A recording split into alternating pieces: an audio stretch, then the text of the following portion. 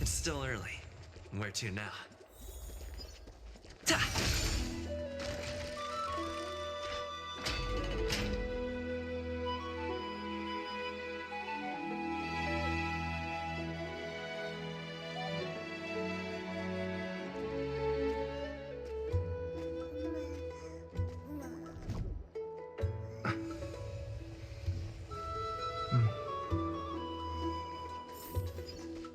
Here's really hot and heavy.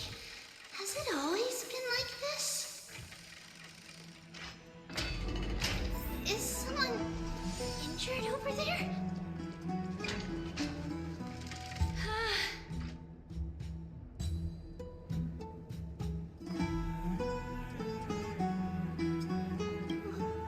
What happened here? Watch out! Watch out! For the Kremnoan! Kremnoan? This is their doing? Aggie, now's not the time to dwell on that. Let's help the injured people first. Excuse me, coming through. Oh, you two are here as well. That's a relief. And the Twilight Courtyard is involved? What in the world happened here? I actually just came to relax. But as soon as I got here, I saw all these people lying on the ground. I've examined them, and they don't seem to be seriously ill. It feels like they've just spent too much time in the hot water. Multiple individuals fainting simultaneously from the hot pool steam? Where is the manager of the baths? He disappeared, and no one knows where he's gone to. Some people have been saying that the Kremnoans are behind this. Lady Aglaya, what do you think about this? Let these people rest. The two of you, please come with me. Have you thought of something, Aggie? Yes. While their intentions elude me, it's time to bring this farce to a close. This is really bad. I heard it's the Kremnoan.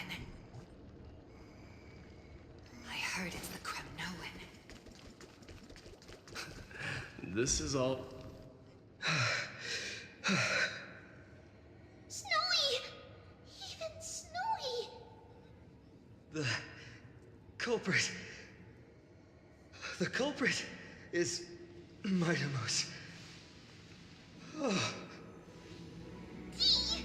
What did you do to everybody? It's just another duel where I claimed victory. Duel? As I expected. On the surface, these two are the mightiest warriors in the Holy City, but they're still impulsive youths at heart. Speak up, Mighty. Tell us exactly what kind of foolishness you and Finan indulged in this time.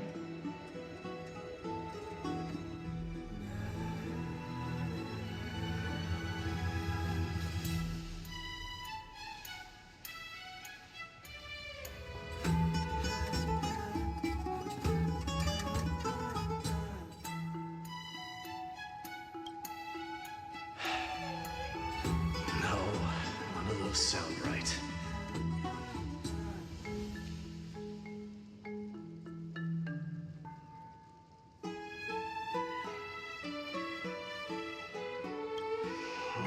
Forget it.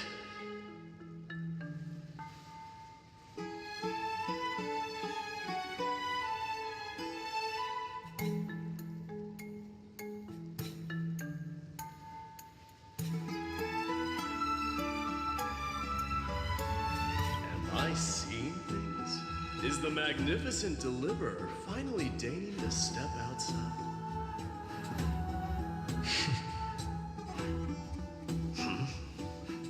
What kind of response is that? Nothing. I was just imitating your usual response. I don't feel anything special from you. Have you passed the demigod trial? The ritual hasn't reopened yet. In case you forgot, it hasn't been that long since I pulled you out of the trial. I didn't forget. Then, you're welcome. In twilight's last gleam, Makima stands bold. Her walls sturdy, tales untold. Dreaming of her fruitful gardens, pilgrims arrive from distant lands. Figs and olives, oh so grand. Yet little do they know that they will step into flames, fuel to the fire, a burning brand. What are you playing at this time? I just felt like reciting a few lines of poetry. Surely the Crown Prince of Kremnos knows how to appreciate poetry, right? Kremnoans steer clear of such weak literature. But my library doesn't lack collections of this kind. These lines express the poet's yearning for their home, just as Akuma is distant from many people's homes. I know how to interpret poetry, Haikis.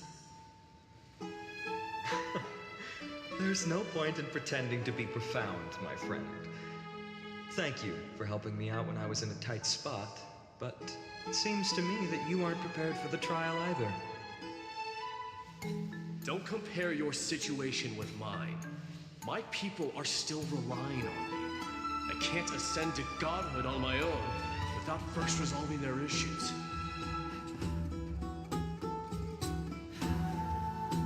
So, are you suggesting that you, the mighty Mightimos, and the heir to the throne of Kremnos, wish to defy tradition that has endured among your people for millennia?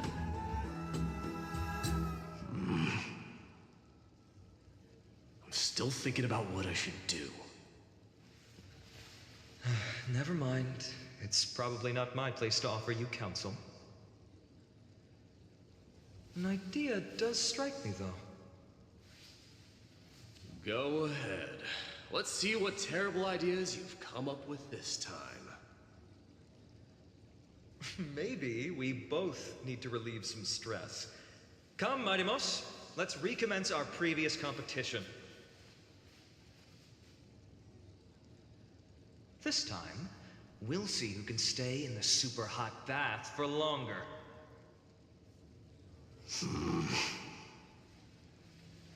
What? Are you chickening out? The phrase chickening out does not exist in the Kremnoan language. I just find the situation absurd, that's all. All-knowing historian, are you not aware that we Kremnoans use boiling water from sword forging for our baths? Looks like I'll have to teach you some royal etiquette today.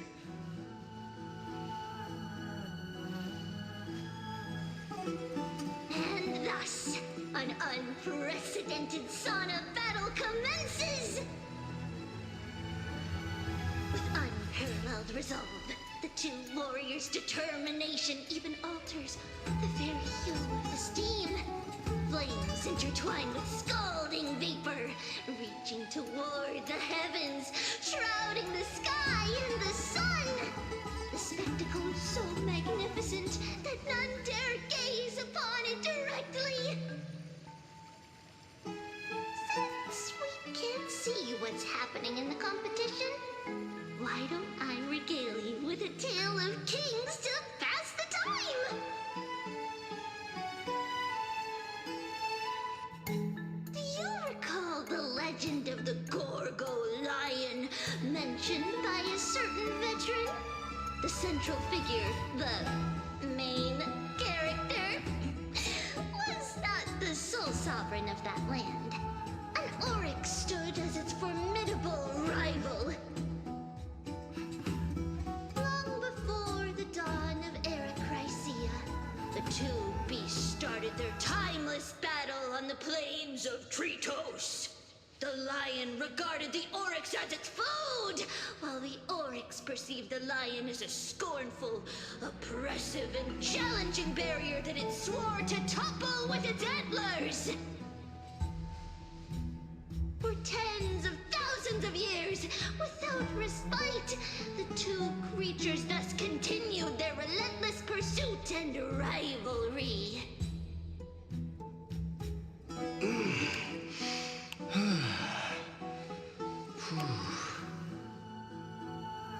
It fixated on its rival's fleeing form in the chase.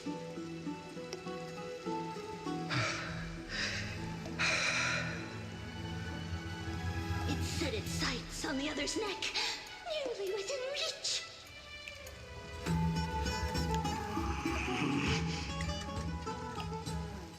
It was stuck in a corner.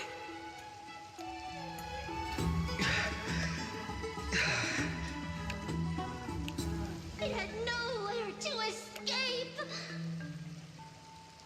On the land of Amphorius, some lives meet their end at dusk, some at dawn, and yet others are fated to perish under the blistering sun at noon. And at last, the most scorching moment of the day descended upon them. The formidable hand of fate heeded their call and arrived! My lords, would you like me to reduce the temperature a little?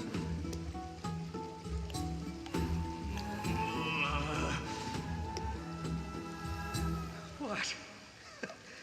You're chickening out already? Get lost. Are you asking me to get lost, or...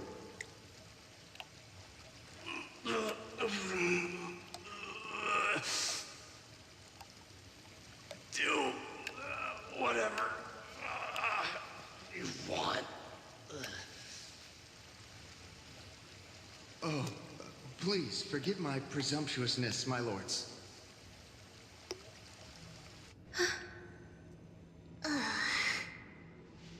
What a spectacle of folly. This is what you get for daring to challenge a Kremnoan without understanding your own place. What I'm saying is, your little game dragged down quite a few innocent souls alongside you. You will personally escort back home the customers left awestruck by our formidable presence. This isn't fair. You're wearing way less than I am. Is this the latest trend now? Getting into the baths while dressed in full armor? Don't look at me like that. It was he who challenged me. There is no word for flee in the Kremnoan language. Very well. Let us bring this farce to a close, shall we? Warriors, it is time to get moving.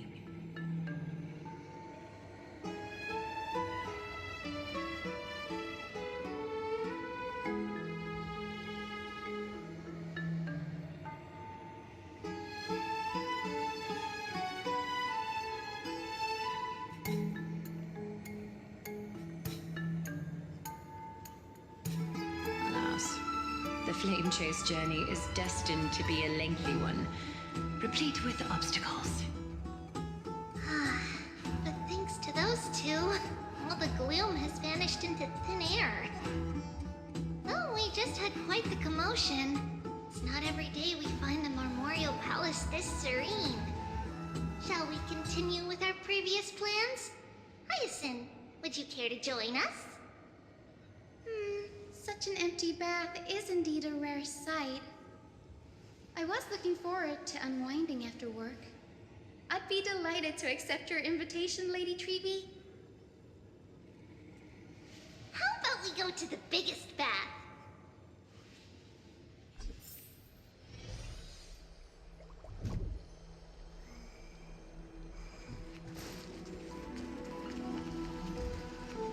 Let me check. The water temperature feels just perfect. So, how is the feeling of having the entire bath to yourselves? It's so good. But, Lady Treeby, Aren't you going to soak in the bath with us? We will have to pass. After all, we've become children. Please understand that she can no longer endure the heat of this pool due to the blessings of Yanis.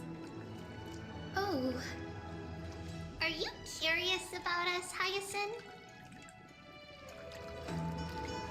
I am, but something tells me that it might be better to change the topic. Don't get all nervous. It's not something we can't discuss.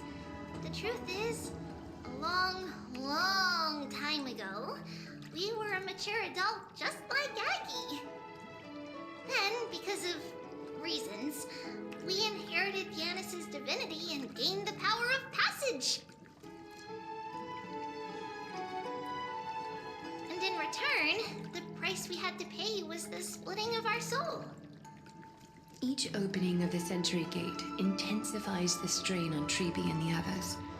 They are gradually regressing towards infancy, both in body and mind. We don't know what awaits us at the end either, but anyway, that's why we've turned into children. In that case, when you opened that giant sentry gate above Akama during the battle against Nikador, Well, there's no way around it. We all know that the flame chase journey won't be a smooth ride.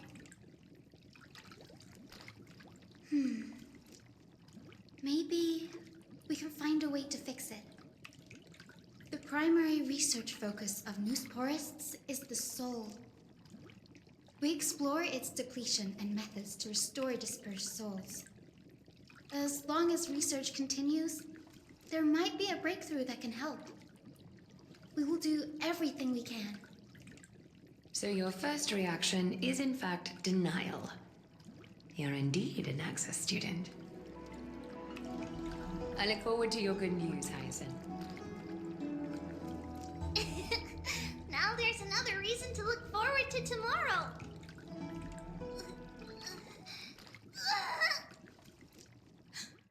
Lady Treeby, what's wrong? Something's off. It's that strong feeling again. Is it Trian? Wait, no. It's not Trian this time. It's Trinan. Trinan is a danger.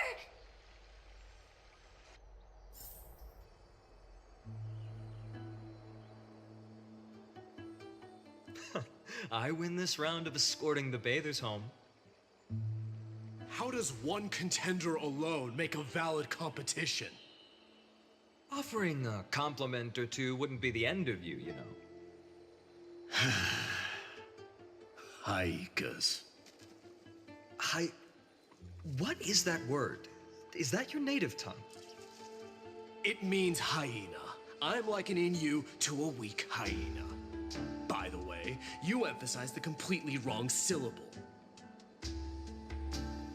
Though we've been acquainted for some time, I have rarely heard you talk in the ancient tongue of Kremnos. It's because I'm not exactly a master at it either. I can listen and read just fine, but when it comes to writing... You can write?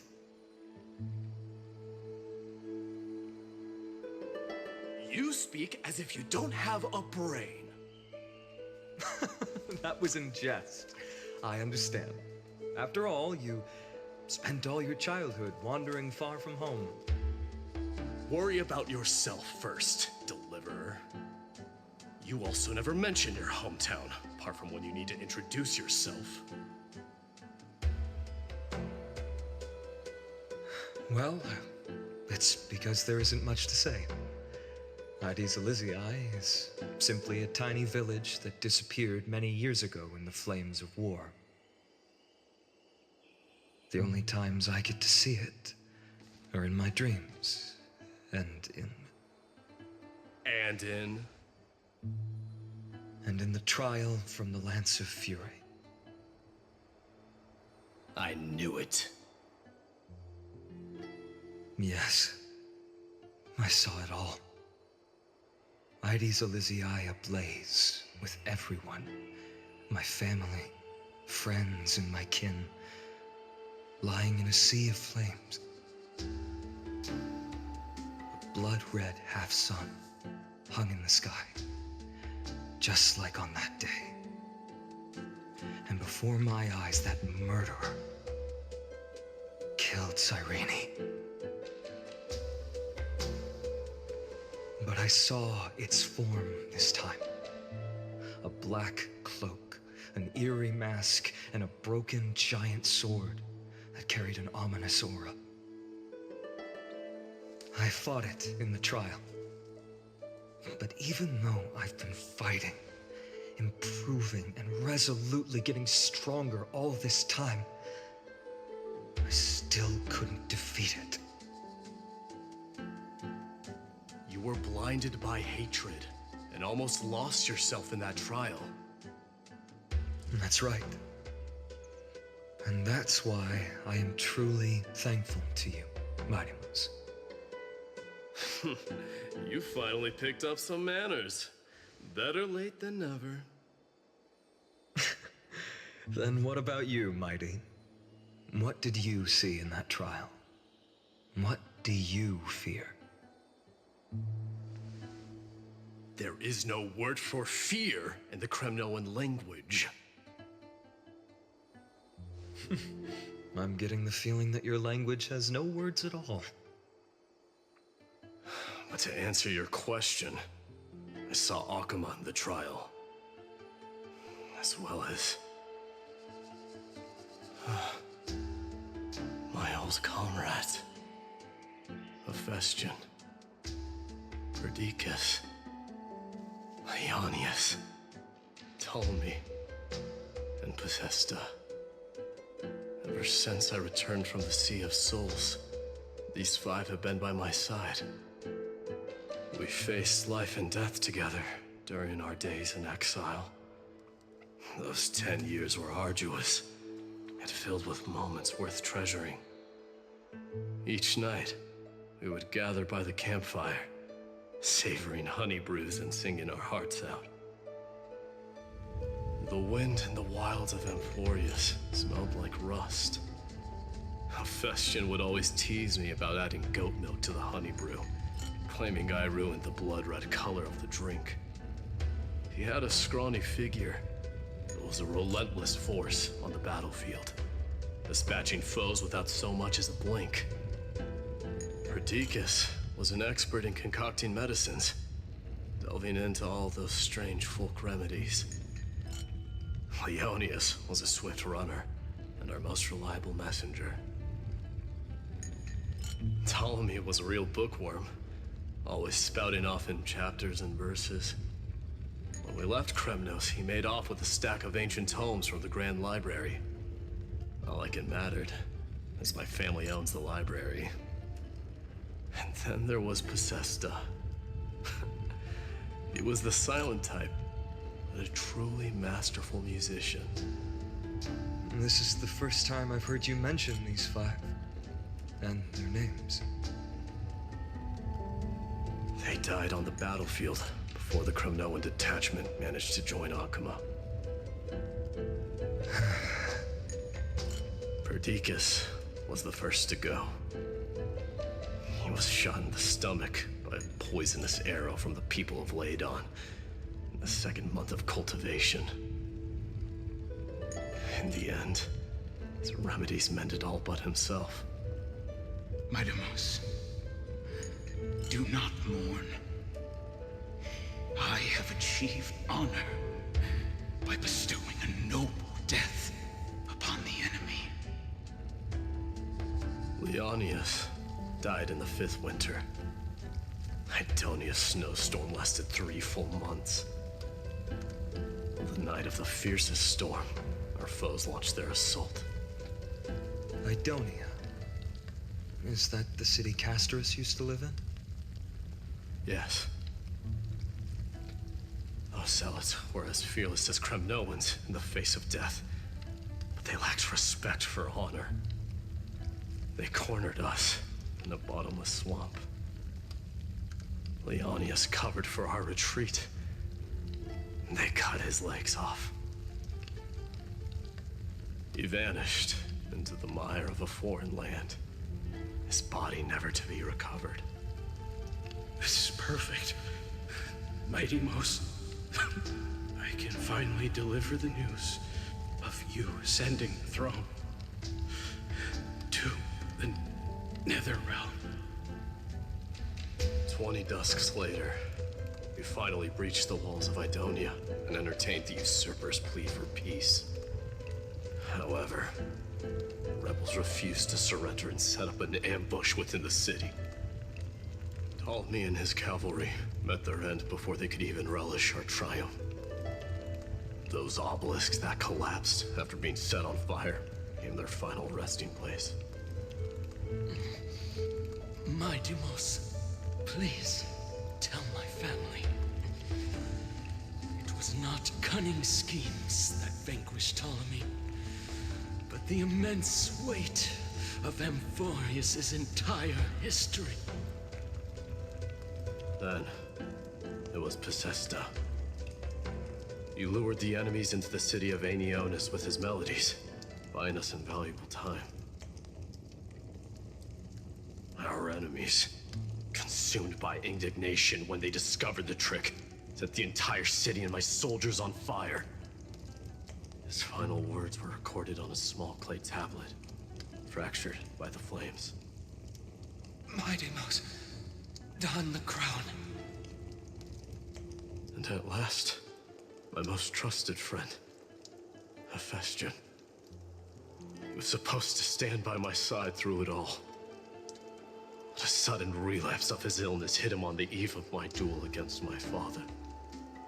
He hid his condition from me. By the time I returned victorious, he had but a breath left in him. A Kremnoan dying on a sickbed?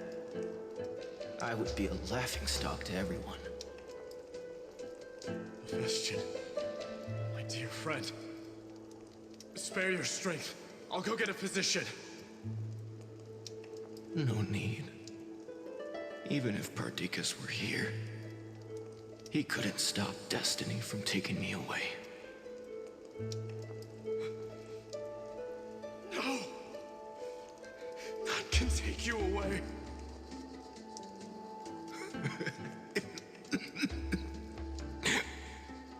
My Deimos,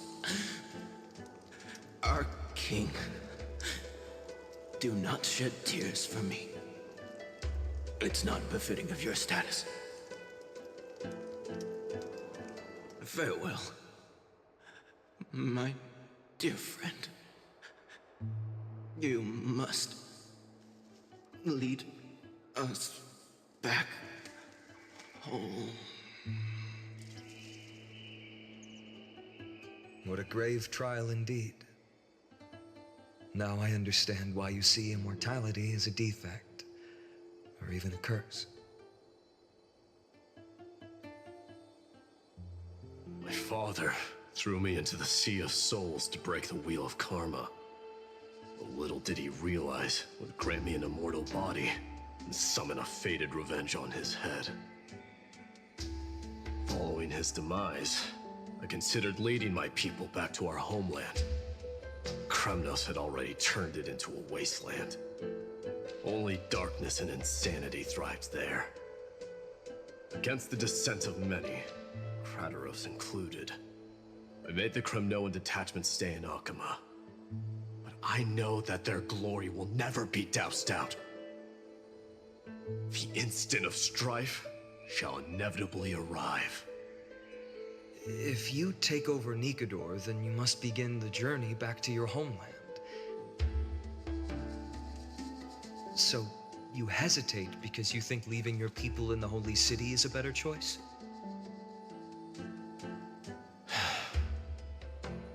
I don't know. But I have never been crowned.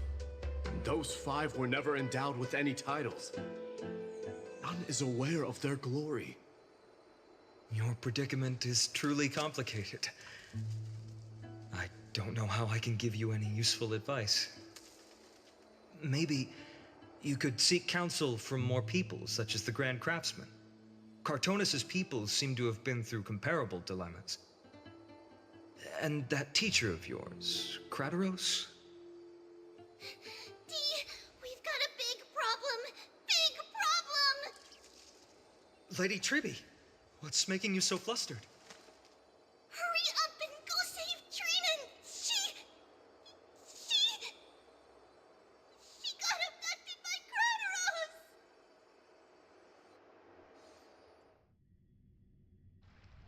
Krateros! Krateros!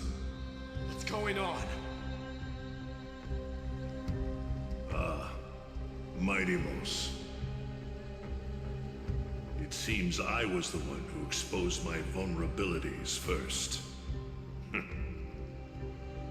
Aglaya, I demand an explanation. This man abducted Trinan by force and forced her to bring him to the vortex of Genesis. He then brazenly stepped into the trial of the Lance of Fury, and naturally failed.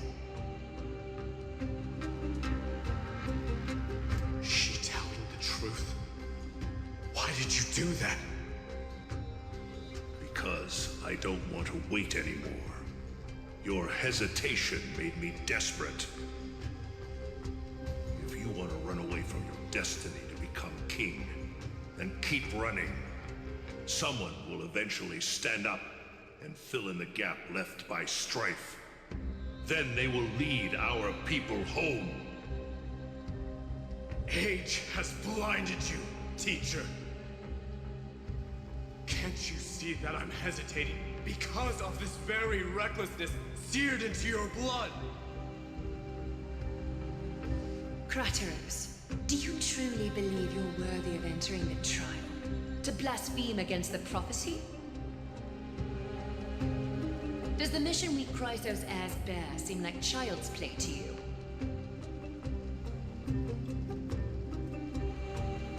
Do you know how the Kremnoans see you, Aglaya? You're a hypocrite and a megalomaniac. The prophecy of Genesis and the Flame Chase journey are just excuses for you to seize power. Silence, Krateros. Do you even know what you're saying? Are you defending this woman, Mighty-Mos? How many wars did people start because of her and her so-called prophecy? How many cities fell in the past millennium? Their people massacring each other. Even if this so-called Genesis really exists, will there be a place for the Kremnoans in that new world?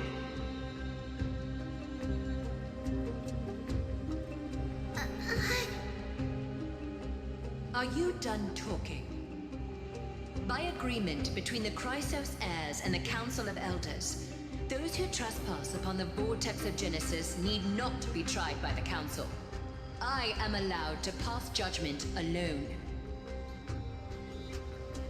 Krateros, your actions are unforgivable. I hereby sentence you. Aggie, wait! We have a proposal! Someone has to resolve this conflict between the cities. Lord Krateros did not use violence to harm us. We can sense that his anxiety stems from his concern for his people's future. Please, Aglaya, hear us out first. I'm listening. I'm sorry, Lord Krateros. We were so preoccupied with deciphering the fragments of prophecy that we neglected those of you not favored by its message. Your accusations were harsh, but justified. We wish to earn your trust and those of the Kremnoans. I think the best way to do that is to take you to witness the source of the prophecy for yourself. How are you going to show me something that has no form? You've heard about that Outlander, right? He has somehow made a connection with Orynyx and can completely replicate scenes from the past.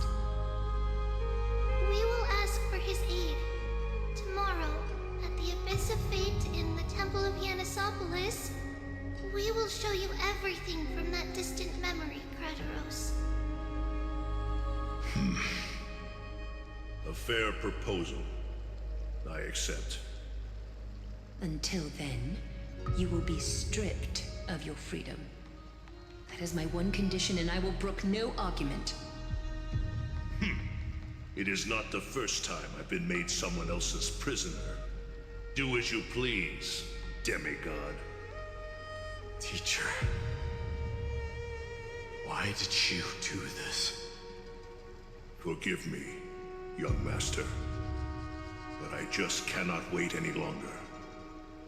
Ever since your father died, our people and I have been waiting for a day to revive Kremnos.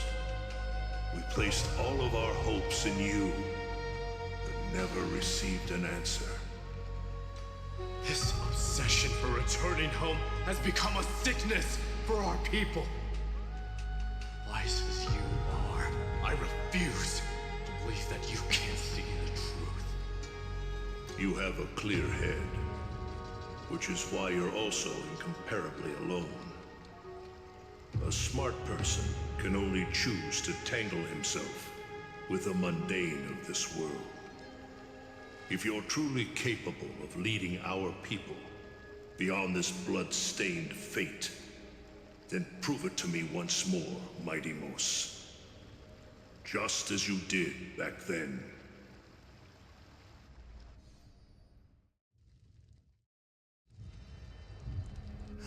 A fierce fighter. I did not expect such heroism from a feeble Acheron. Fulfill your duty as the victor, and tell me your name. I seek an honorable death from you. As if you have any honor! Listen closely. I am the leader of the Kremnoan detachment, Mighty Mos. I'm here to finish you, Father.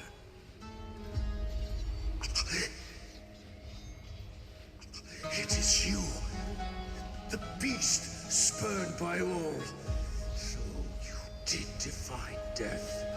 The prophecy was true. You will bring an end to my Kremnoan dynasty. Defy? You're wrong. Death fears me. It's the reason I have this body of steel.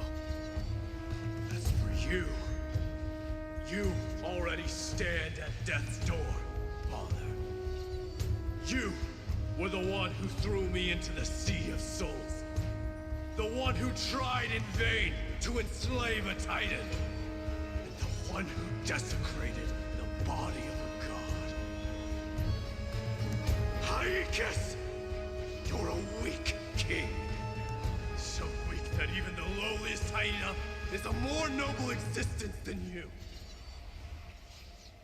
And now, fate's reckoning is upon you. Then swing your blade. Take my crown. Coronate yourself with an old king's blood and inherit it all. Become the new rightful king of Kremnos. No. I don't want the crown. Listen. There's only one end for the kings of Kremnos, and the crown means nothing to me. All I want is your life, to avenge Mother and my comrades. But the walls of Kremnos will not fall with me. Do you truly think you can escape fate's grasp, my son? You and I, we're both the same. We feast on strife and fear. Now, kill me! The son of Borgo is destined to be crowned, in blood!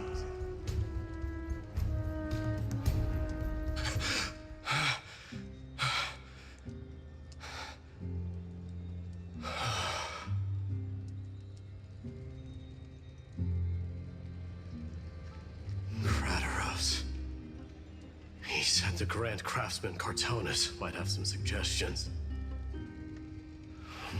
Might as well go see him. Grand Craftsman, how have you been? King of Kremnos it is. That you would come, I knew. You knew I was coming? Your matters, I've heard. The path forward you seek. Many questions you have. But before that, take this. What's this? A signet ring for the King of Kremnos. Belonged to your mother. Recast and restore it. I did. What? Mother threw it into the Sea of Souls. A long time to fish out it took. Very fortunate we were. I can hardly imagine how much patience and courage it must have taken to find such a small signet ring in the Sea of Souls. I owe you one. Gratitude there is no need for. Repayment for saving me, this is. Questions you bring with you? Ask now. Fate I've always denied has finally caught up to me. By all rights, I should accept Strife's authority. It would make everyone happy. The Chrysos heirs, the Council of Elders, the Kremnoans. Even the bards who will write it all into song. Yet hesitate still you do. Hesitate, why do you, young king? Because of my people. Be they men, women, the elderly or children. The hearts of all Kremnoans yearn for home. They've all been waiting for this day. For the day their king returns. Children of Strife would then be able to go home and embrace the old traditions. Never mind that most of them have only ever been heard in these so-called traditions and song. They would then gather around their king and throw themselves into battle. This is not a good thing, you believe. The Kremnoans have been trapped in a cycle of bloodshed for the past 1,000 years. They seek vengeance, start wars, become prosperous, and decline. How much innocent blood flowed into the River of Souls in all those years? How many needless sacrifices could we have avoided? I accept that fate and become the totem of strife. That lead my people into repeating the same mistakes. Then of course I would be terrified. I'd be terrified of becoming king. A different kind of Kremnoan you truly are.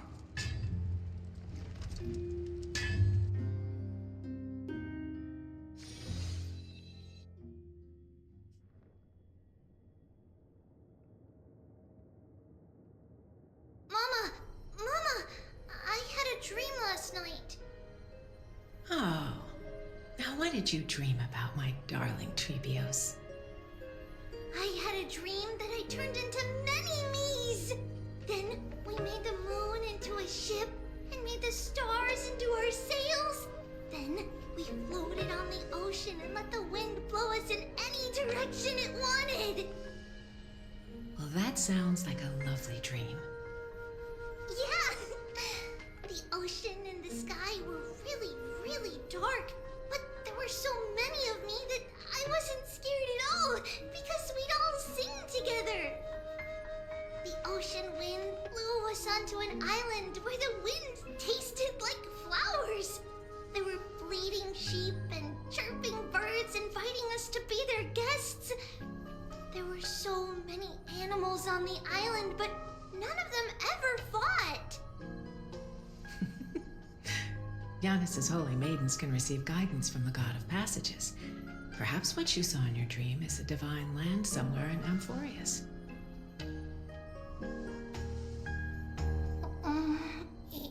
You think so? What's wrong, Trebios? You look unhappy. Because on that same island, I saw a dark mountain on the other side of the ocean. And it was very, very tall.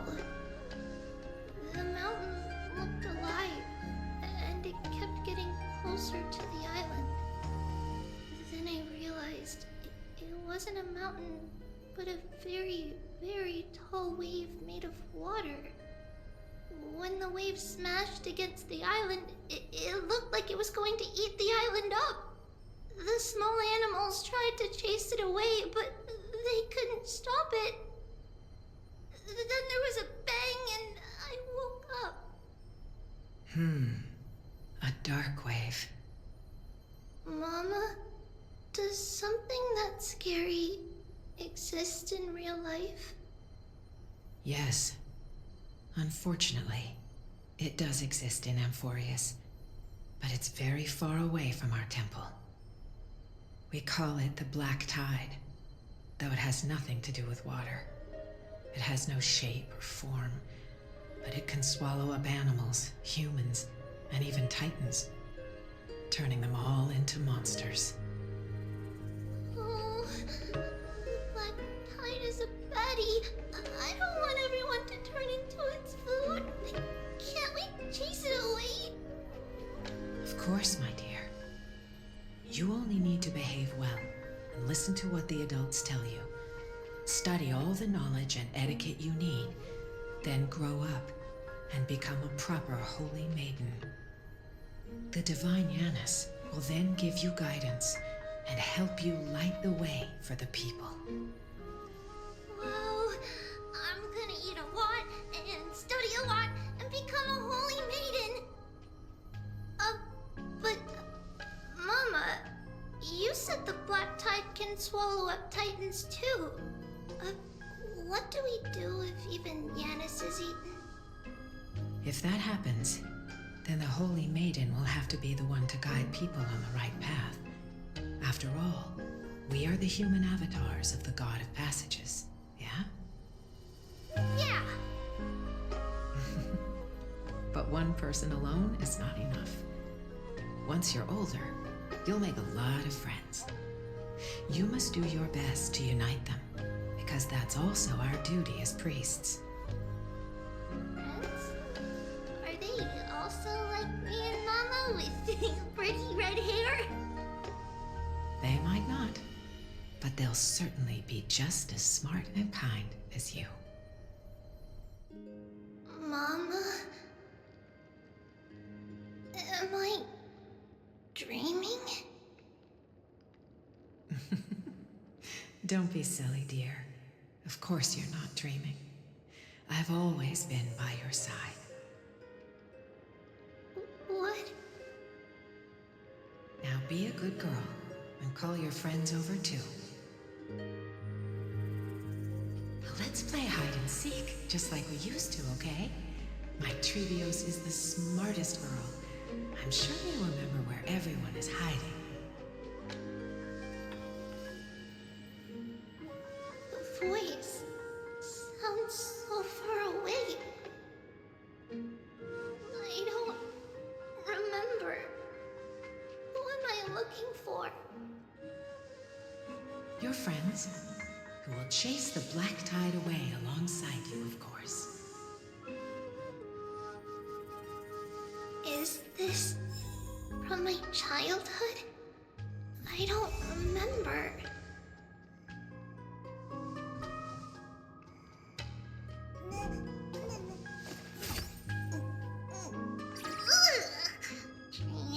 Trinan, which one of you likes such sour stuff? everyone. There will be an amazing captain on that big ship. She's cheerful, optimistic, bold, and cautious. She'll be able to get everyone together. Wow, that's amazing! Can I be the captain? Of course you can. But you'll find someone else who's better for the job, my dear. I think that person lives in a beautiful temple that sits atop a hillside covered in golden fig trees. There's a noble girl there who's very smart, but also very delicate. Just like Mama? Perhaps. But before we find the captain, the ship also needs someone who can navigate it. Who could that be? Let me think. I know! She's Treevee! I named this doll after myself? I don't remember it all. Is this a dream? Or something that happened in the past?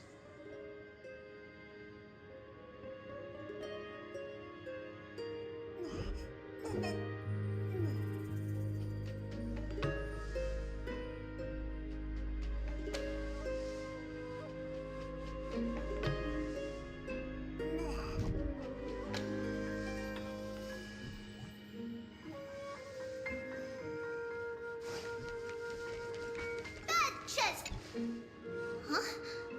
Why is this doll inside a chest? It's holding a sword. Why? Many years later, many brave warriors will board this ship. They're skilled combatants who fear no danger. Ooh, I can learn how to fight too and protect everybody! Silly girl. You're Yanisopoulos' holy maiden. It's not your duty to fight. There will be many others to protect you. All right. Then where will they come from? I believe one warrior hails from a lovely village where bulrushes flourish, while another comes from a magnificent royal city.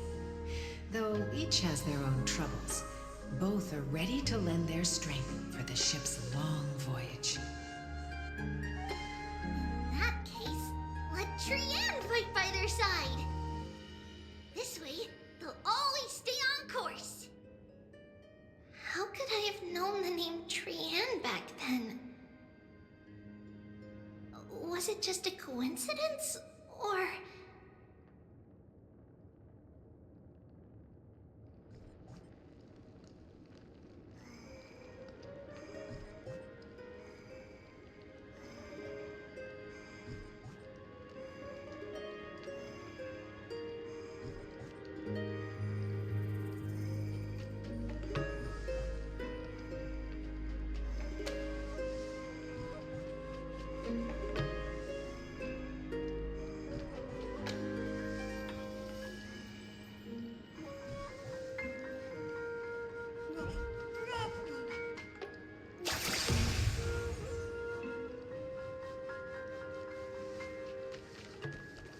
Learning can... When navigating at sea, you need to know both astronomy and geography. Isn't Yanis's knowledge enough? Oh, sweetie. The ocean isn't like the land. It's easy to get lost. That's why it's important to learn to recognize the miracle of Aquila. All right. Even though my brain is already super duper smart, I'll still try my very best. Circe also favors children who try their best. They will send a wise scholar as everyone's teacher to help you reach your dreams. I want to be a teacher too. Oh, wait. I'm super duper smart. So I want to be the teacher's teacher. Why not? But if you're going to be a teacher, you might need to tone down that hyper energy of yours. Then Trinan can do it. She's well behaved and would make a great teacher. Mama and the others always said that I had a great memory. But now, I can't even tell if this is a memory or a dream. Come, let's line them up.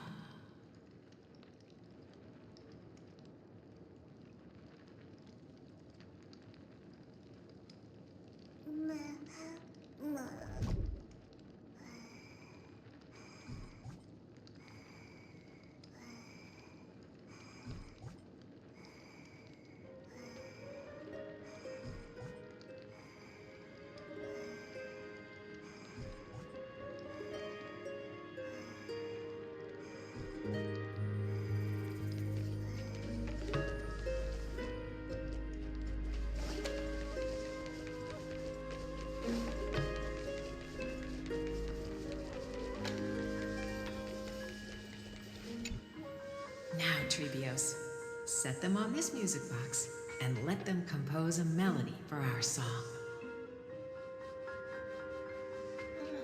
Music box? What's that? Sweetheart, are you still groggy from your nap? You invented it. I invented it? What does it do? Oh, my lovely Trebi. You're usually so bright. What's gotten into you today?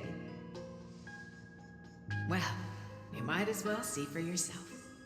Put your good friends on it and see the wonders it can do. Put the dolls on.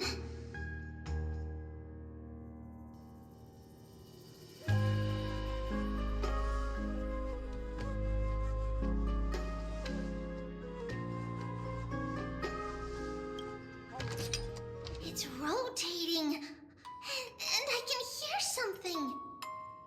That's right. It's a music box. If you place the dolls in the right spots, it will start rotating and play beautiful music.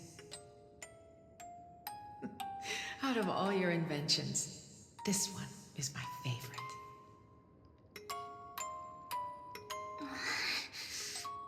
I don't remember.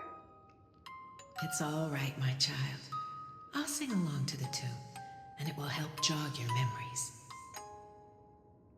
Happiness abounded in this lush land by God's chosen. Giants raised their glasses in a toast, beheld by the 12 constellations. 3 carved the heavens and the earth. 3 wove the threads of fate. 3 molded life with their hands, and 3 guided calamity's gate. They declared the world too unstirring, hence wished endless laughter upon the living. Thus you and I were created, with words and song to weave, and love and intimacy to give. Thus creation was complete. Who then will bear the weight of humanity's souls, to lighten the steps of the living as a whole? O great Kephale, all-knowing Father of stature so tall, yet low does their gaze willingly fall. With light of dawn heavy upon their shoulders, golden blood spills unto the land, converging into a boiling river that flows to the heroic heirs of this world.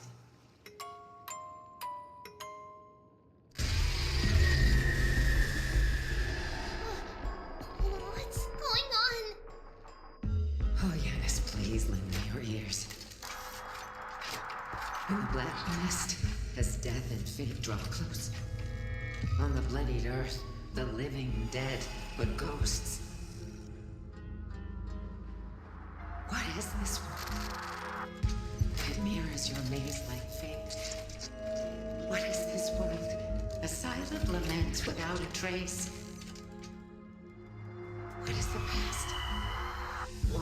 Ghosts that linger. What is the future? Souls scattered by fate's finger.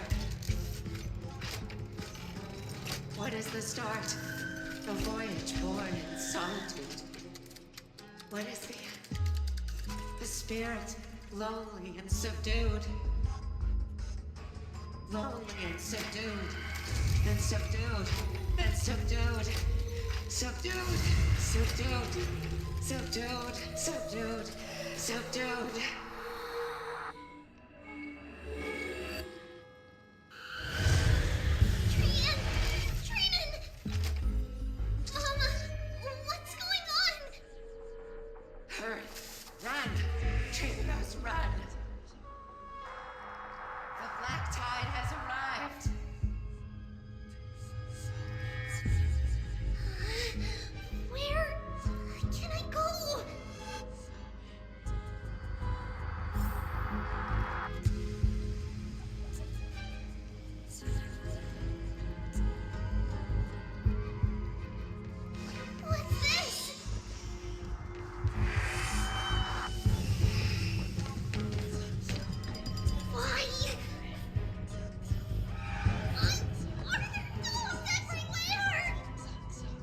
This is the sacrifice of a holy maiden.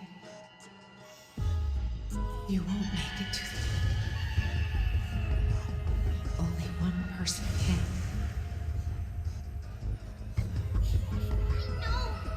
I know! It's fine if we can't reach the end. Our minds are made up. Go. Bid your farewells, treatments. Time is running out. Mama, are you going to leave me? My sweet girl. I will never leave you. But remember this, Trevios.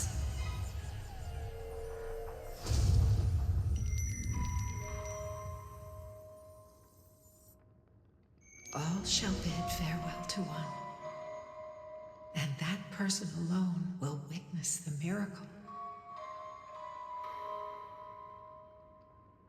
Since your mind is made up, then traverse the black tide and dispel the fog for Amphorius. I shall see you tomorrow, my dearest Trevios.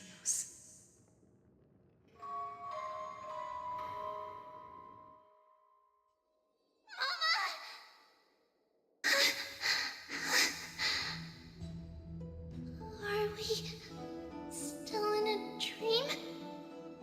Did you have a nightmare? Maybe. But it's been a long time since we had any dreams. It's not yet the entry hour. You still have plenty of time to rest. No. Our heart is still racing. It must be that reckless Kremnoan soldier who startled Trinan. And you as well. If you want, I can pass through his chest with the golden thread right now. Aggie, cut it out with the scary talk. I'm just kidding. If I were serious, I wouldn't have waited until now.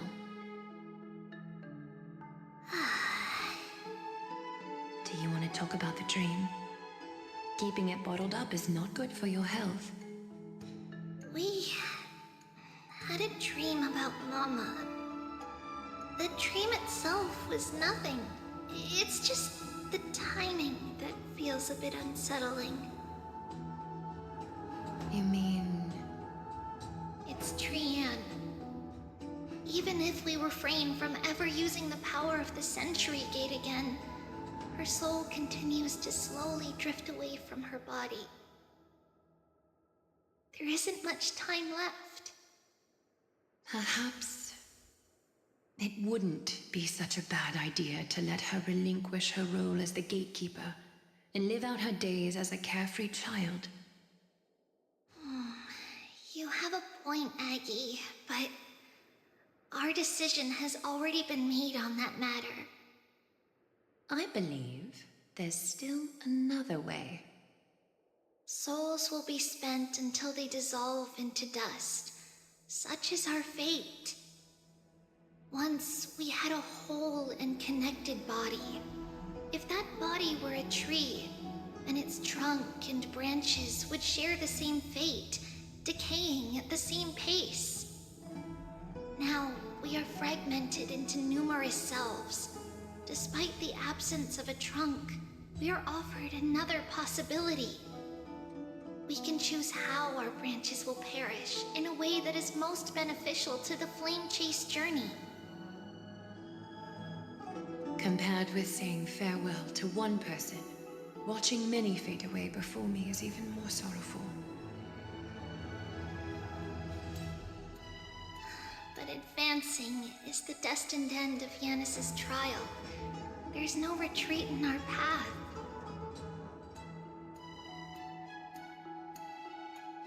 Don't feel sad about saying goodbye to us. You've already agreed on this, right? It won't be long before I forget what sorrow tastes like.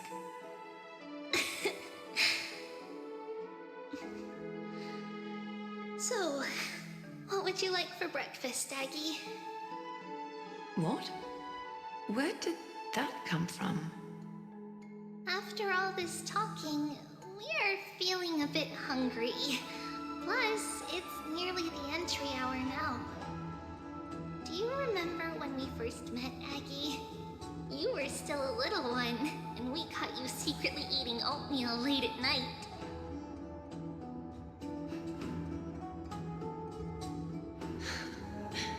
While my emotions might be fading, those memories are still as vivid as ever, teacher. Please, let me do it. What would you like to eat? It's fine! Leave it to us. You should rest for now. It won't take long, and we'll call you when it's done. In that case, thank you. Then, see you tomorrow, Aggie.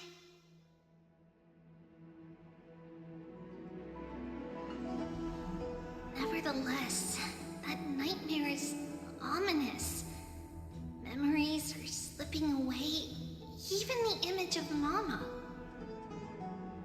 Just as expected, another trip must be made into the abyss of fate. Hopefully Ornyx will be willing to help us.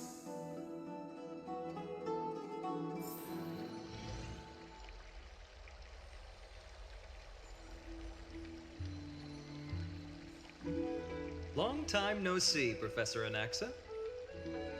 Who are you? It's been a while. I'm the one who once overthrew the entire classroom in that spiritual physics lecture.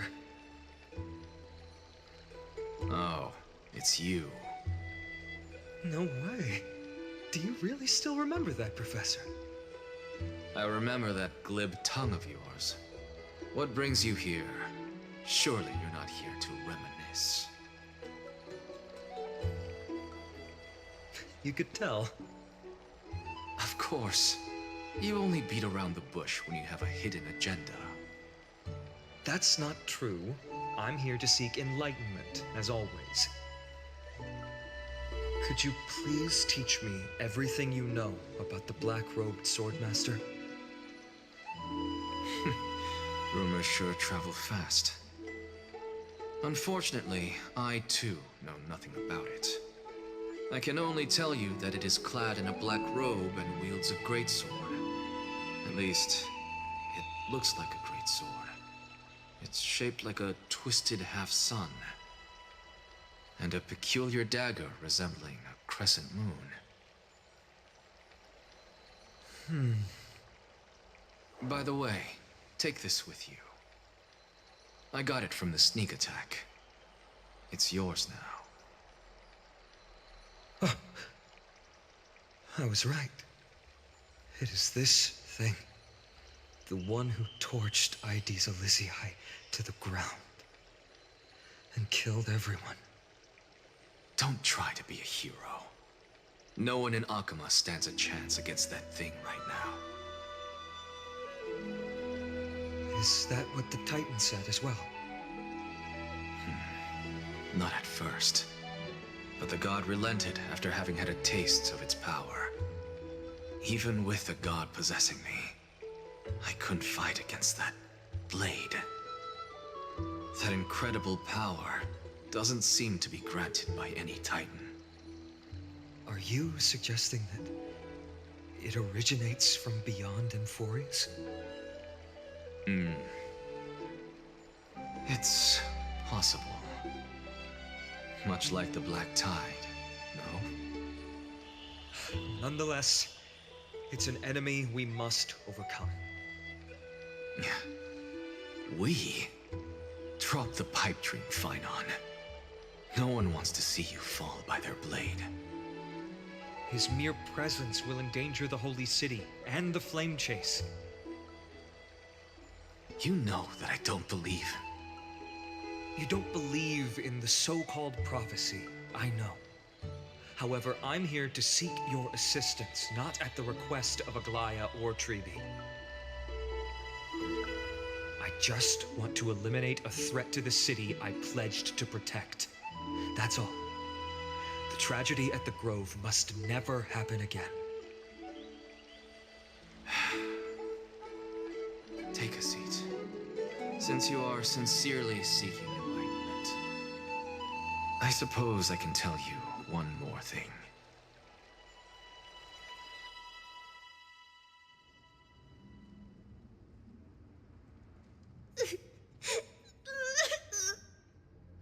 What's wrong, Trian? Nothing. Just remembering what happened in the grove.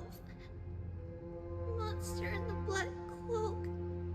So scary. Everyone in danger. Nightmare. I can't forget. Don't be scared. There are no bad guys here. Didn't you save everyone with the Century Gate, Trian? Trian threw it away. Far, far away. It's never coming back.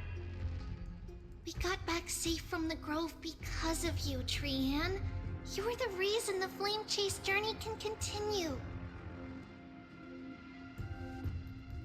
Sorry.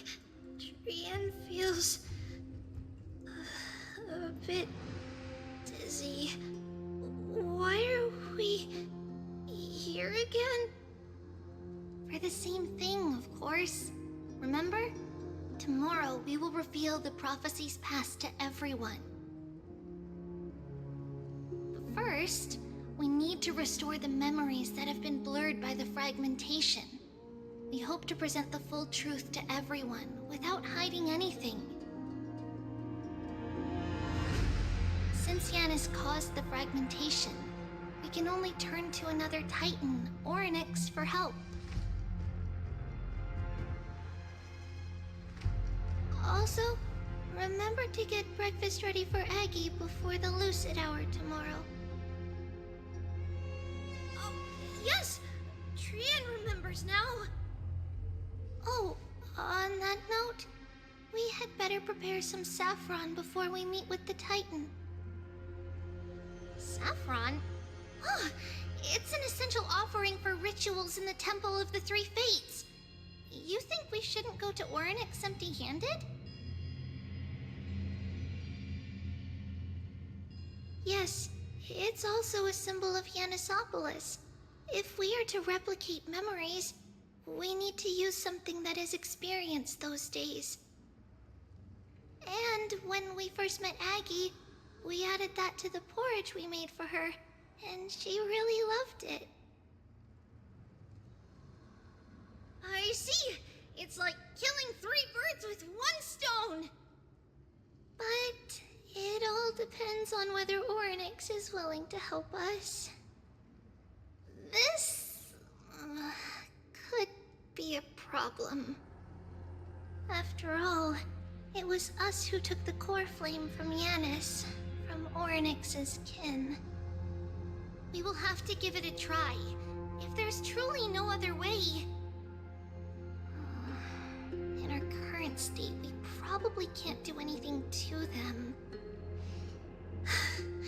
We'll cross that bridge when we get there. Leave it to Trian. Trian knows how to play cute. In any case, let's look for Saffron first. I hope there's still some left in the temple, untouched by Mikador's soldiers. I remember that aged saffron is preserved in sealed jars. Let's be on the lookout as we go.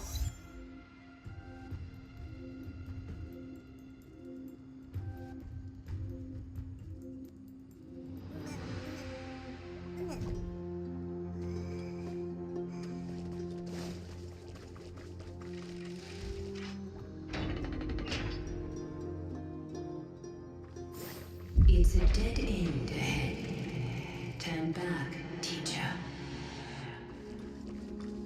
What? Aggie? No, it's an illusion.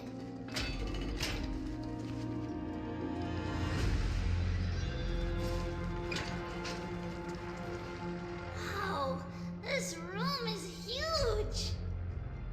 Trinan, did you? Yeah, I saw it. Was that a warning from Oryx? What are you two whispering about? Treeby? Trinan? Trian can't even hear our own telecommunication. Well, never mind. Trian suddenly feels like this place is quite familiar. There's a whiff of safari in this room! It's right over there! Over here! Follow Trian! Trian, slow down!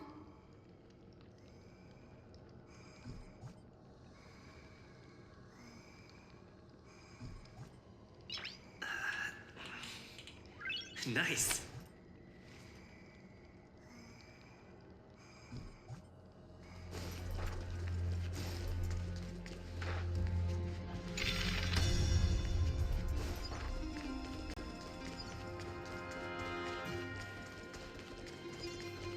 Even if separation is our fate, a futile death is not the solution.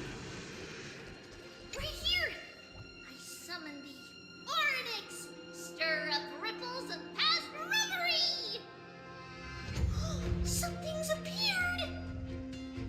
Wait, we should read it first.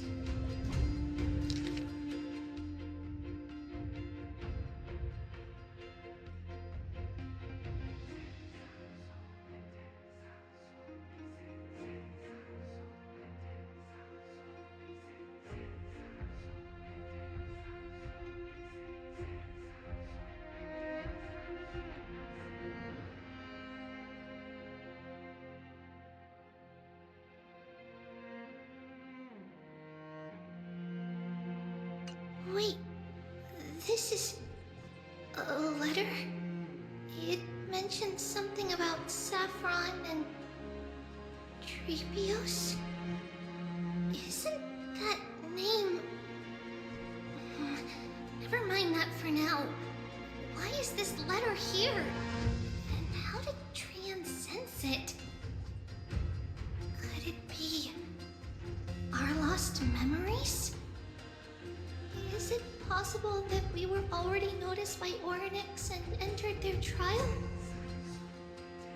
But why haven't they said a word? Oryx has the whims of a child. Perhaps they're toying with us on purpose. Come on, this isn't the right time to be playing games.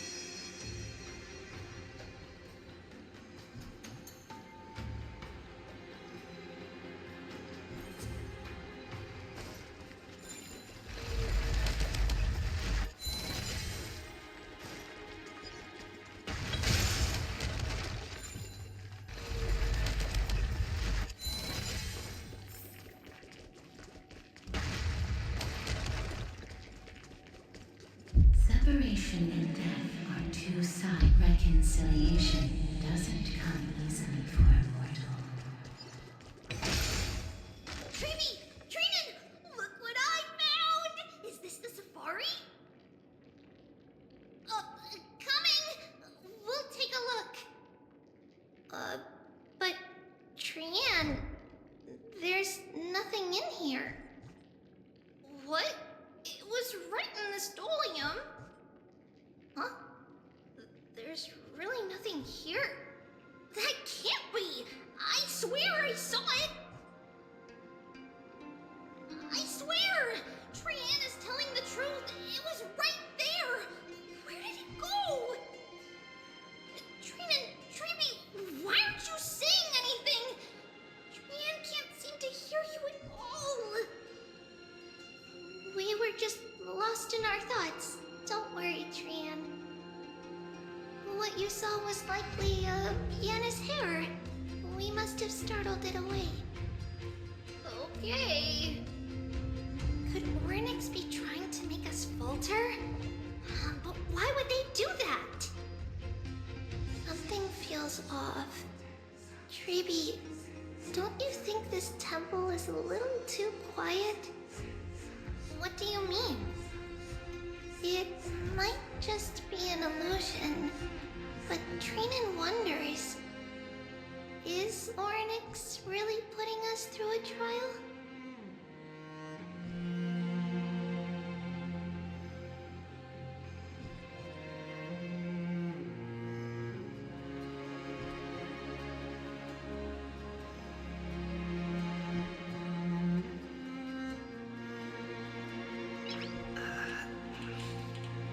Nice.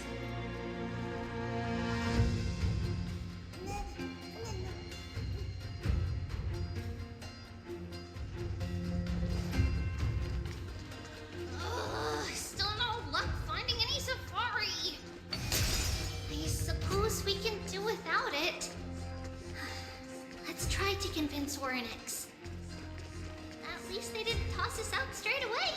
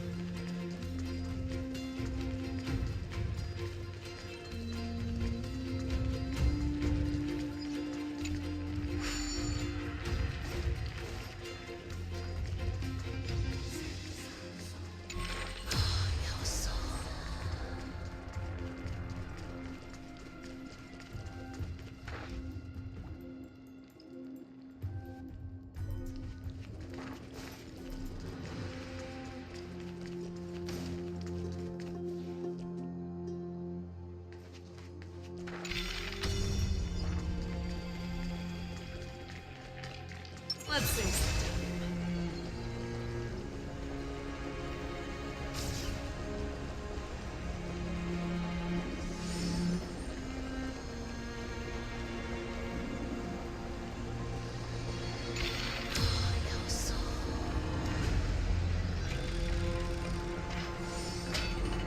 Let's see something. Whoa!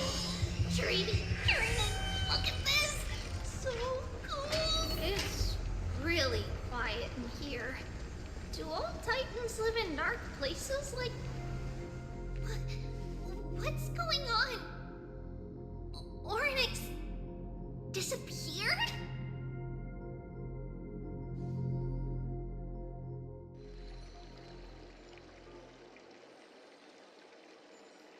Are you saying that the black-robed swordmaster is not just tied to the Black Tide, but is also hunting for core flames everywhere? This is the most plausible possibility. First, it has a vessel that can hold core flames. Second, I'm one of its targets. Let's start with the first premise. Its peculiar ceremonial blade can interact with a core flame, as evidenced by the pull I felt when it stabbed into my chest. I hypothesize that the blade can sense, absorb, or even retain core flames. The second premise is even more explicit. When it was engaged in fierce battle with many of us and was heavily distracted, it remained consistently focused on me. Or rather, on the Titan Ceres inside me. So it's plundering the flames. But if your argument holds up, wouldn't he be headed to Akama soon? The vortex of Genesis is full of the Titan's core flames. Not necessarily. Let's call that person the Flame Reaver for now. If my presumption holds, that person has 3 targets. The first target is me. The second target is Orynyx, who hasn't yet fallen. And the third is Akama and the Vortex of Genesis, where the core flames are housed. But I suspect Akama won't be their first target. Kefali's core flame is guarded by the Council of Elders' arcane power. And Fagusa's water curtain should be able to block out any external perceptions. What about Thanatos and Aquila? Their core flames are yet to be restored. The whereabouts of Thanatos remain a mystery to all. As for Aquila, can you fly? No, I can't. Why are you asking that? Can that Swordmaster fly? Good point. But what if he does grow wings? If they had wings, I wouldn't have made it out of the grove alive. That's a relief.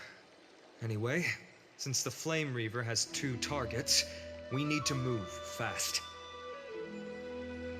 With the distances between Akama, the grove, and these potential targets, I believe we should bolster our defenses and...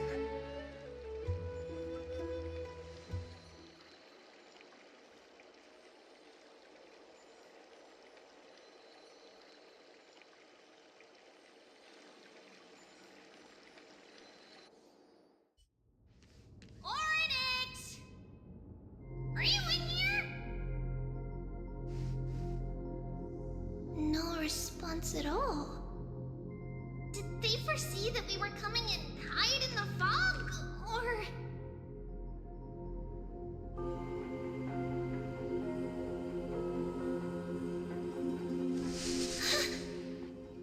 Treeby, we should leave.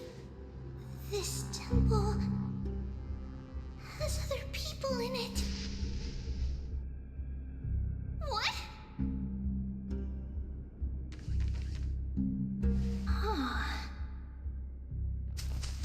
Listen, footsteps. Fast ones. 3 or 4 people coming this way. Come on, we need to hide.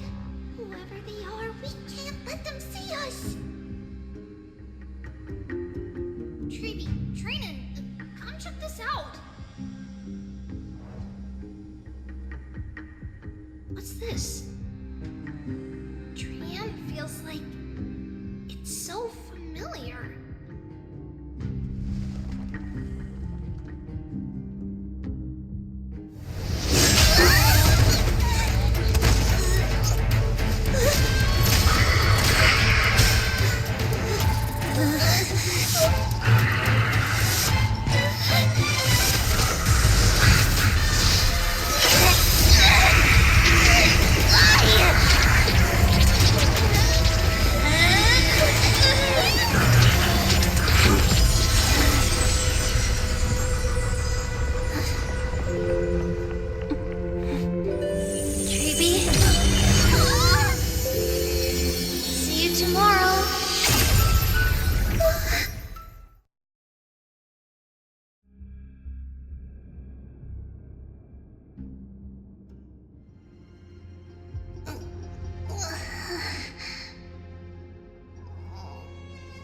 Where am I?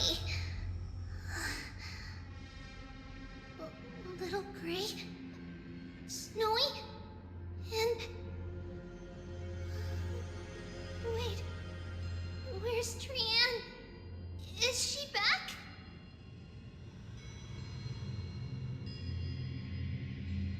We only saw the two of you collapsed on the side of the road when we arrived. Danny and I looked around, but we couldn't find any traces of Lady Trianne. What about the black-robed swordmaster? Blast it! Of course it's him. We were still too late. I fear something bad has happened to Orynyx's core flame. Then Lady Trianne... She doesn't have much divine power left. We can barely sense anything.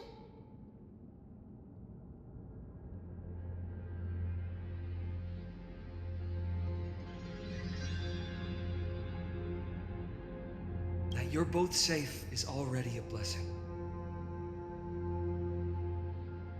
Everyone, we must take action now. We should split into two groups. One group will stay in the Abyss and meet up with Aglaya's reinforcements, then search for Trianne's whereabouts. The other group will come with me to pursue the black-robed swordmaster and recover the core flame.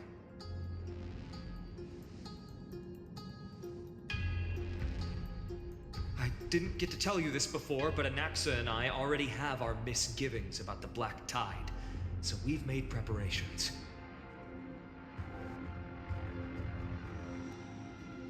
I'll tell you the details as we move. Opportunities are fleeting on the battlefield. We should hurry.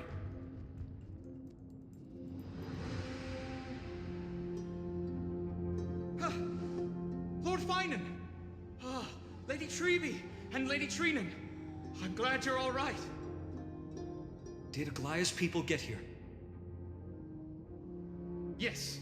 Lady Aglaya already knows about the situation and sent along a message.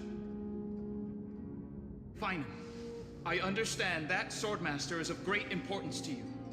But if you charge in without a plan, I fear that you won't be the only one who dies in vain. I understand. Hatred is a hero's deadliest poison. I have no intention of fighting alone. If that Swordmaster really is related to the Black Tide, the Chrysos heirs must not take them lightly. I have indeed planned to return to the Holy City and discuss the strategy with Aglaya. We'll need all the help we can get for this encirclement.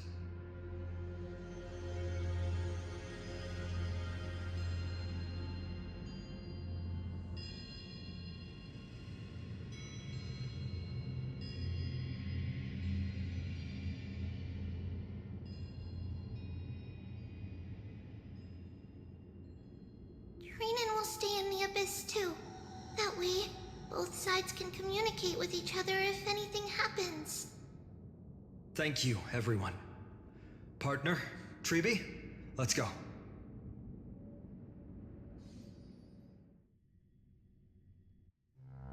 We're back, Aglaya. You should have come to me first, Finan. Aggie, there's no need to scold Snowy. Akuma is currently in grave danger. I know. It's beyond my imagination that the only two titans humankind can still rely on fell in such quick succession. I've never seen the golden thread pulled this taut, as if it could snap at any moment. Finan, tell us your plan. Time is of the essence.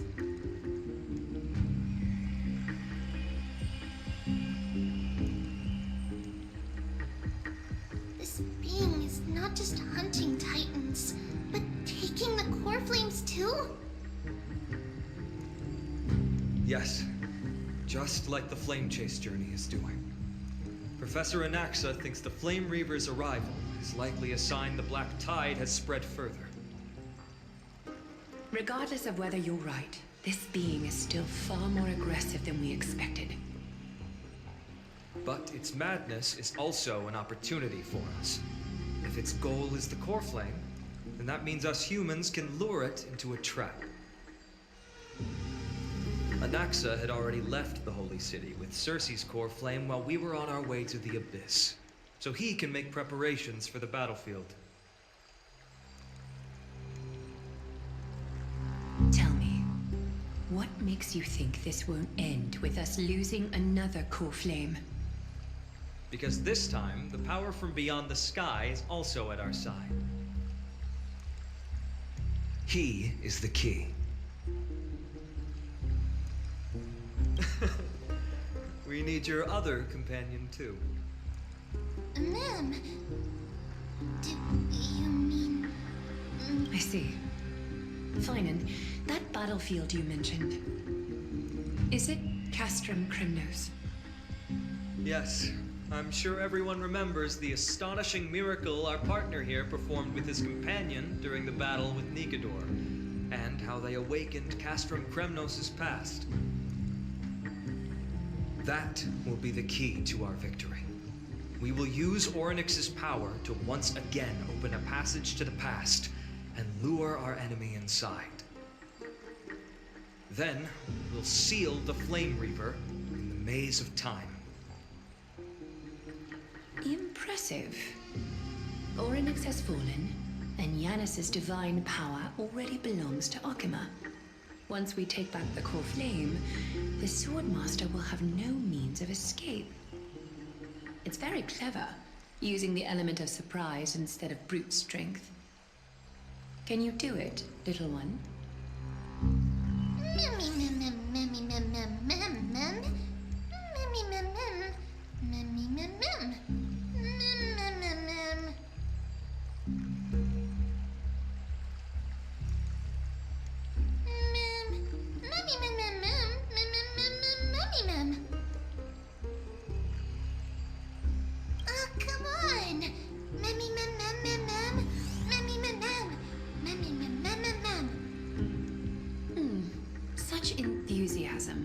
I'm glad to see you're confident. By the way, the Council of Elders declared a state of emergency when Treeby went missing. Kynus and her following have heard tell of the incident at the Grove and are galvanizing support in secret. I fear she'll make her move before the next assembly of the citizens. What are they plotting? That short-sighted politician likely believes the Chrysos heirs have outlived their usefulness and is making preparations for her next step. That ugly side of humanity is something we'll have to deal with eventually. But that's a problem for another day. I've sent Casterus ahead to the council with a message. She should be able to keep the situation under control for the time being. Finan, it is my hope that we can come to an understanding on this. We must take down the Flame Reaver in one go and retrieve the core flame. And in doing so, grant ourselves an advantage against the Council of Elders. Of course. You may count on me to lead the charge. I apologize for tasking you to spearhead the plan once again, but Akima is currently beset by enemies from within and without. The situation brooks no delay, and we have precious little time to confer and discuss the plan with you. That being said, you are the key to our success, and I shall respect any decision you make.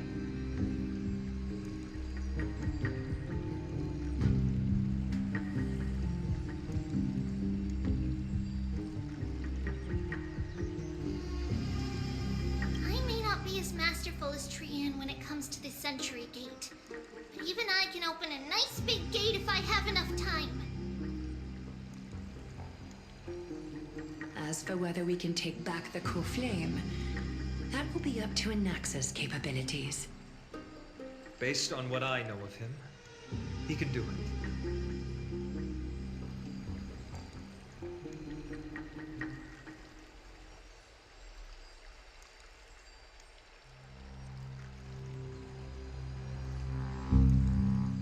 I'll be honest, we can't.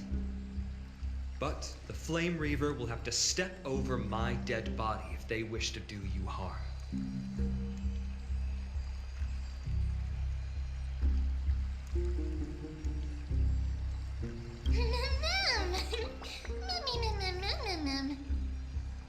We are grateful to you for your aid, and to the rest of you as well. Now, let us be off to begin the hunt. May Cathaly sharpen our gaze and grant us victory over the enemy.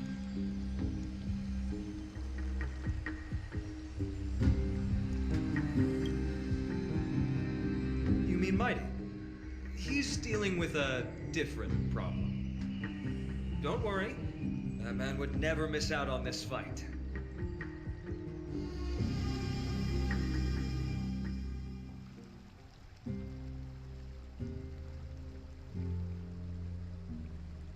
Farewell, my dear friend.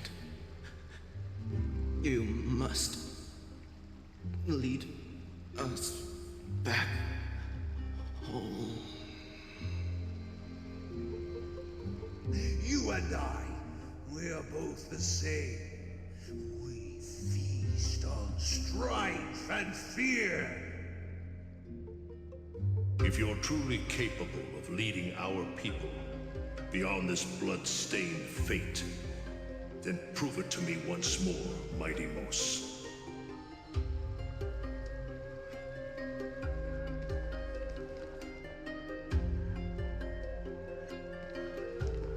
I knew you'd be here.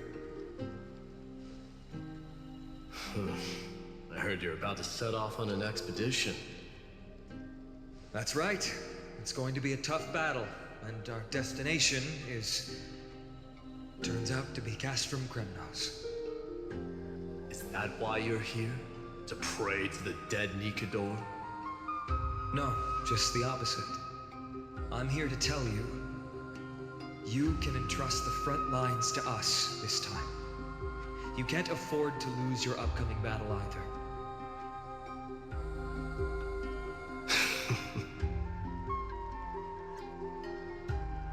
Have you heard the story of Geocles the Mountain Breaker? Sounds like you've spoken with Cartonas. That's the name of the legendary mountain dweller, right?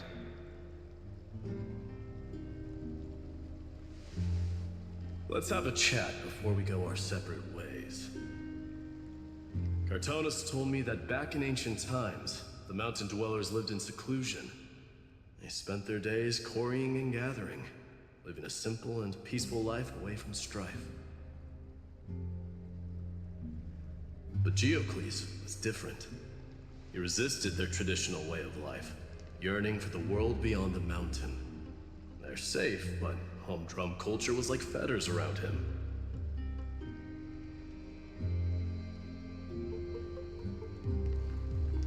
He sounds a lot like you. Yes. That is why he, too, faced the same dilemma as I do. One day, during one of Geocles' many ventures beyond the mountain, he spied a battalion of Laedonians stationed at the foot of the mountain. The Laedonians were at war with their arch-enemies, the Companions, and they used the mountain as a base to carry out guerrilla warfare operations. When Geocles, who had taught himself the common tongue, approached a soldier, he learned a shocking piece of news. Laedonians were planning to plant mines and explosives all over the mountain, and then lure their enemies within. With danger lurking with every step, the mountain dwellers' homes were no longer safe.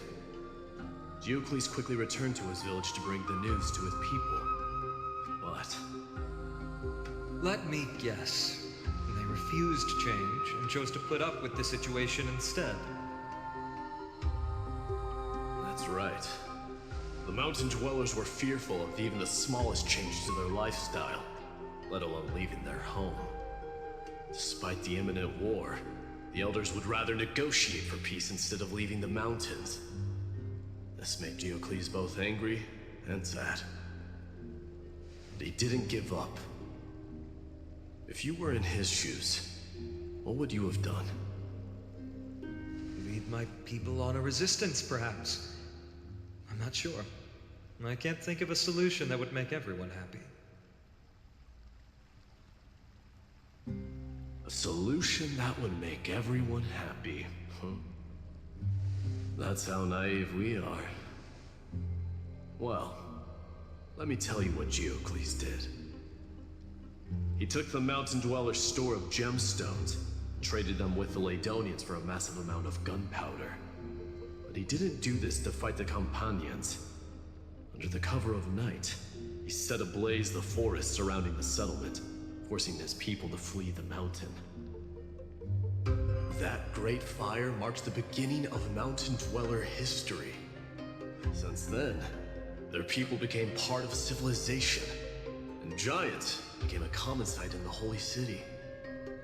Meanwhile, that mountain they once lived in has turned into little more than foam inside the black tide.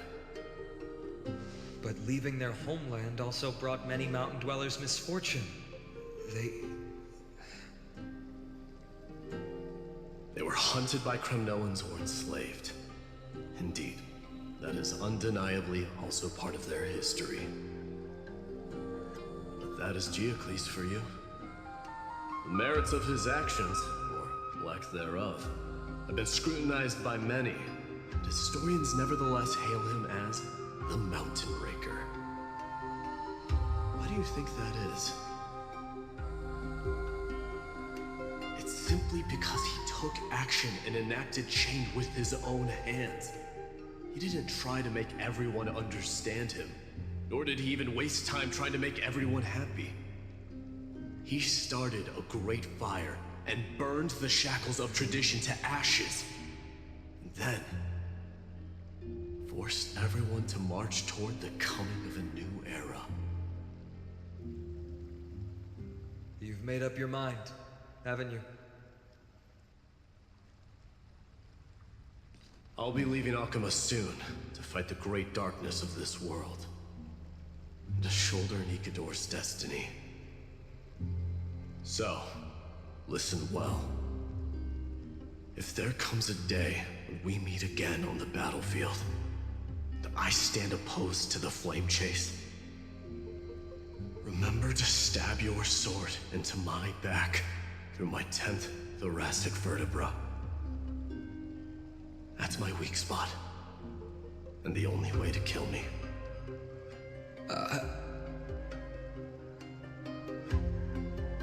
You have my word.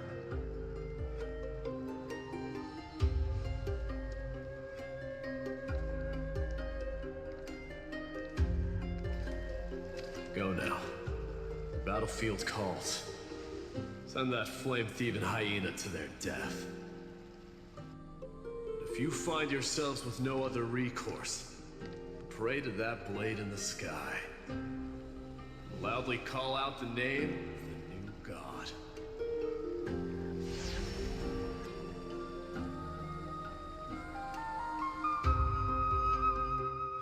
That's the sound of an all-out war. Not the kind of ruckus Professor Anaxa can raise on his own. Let's hurry. The battlefield is just ahead.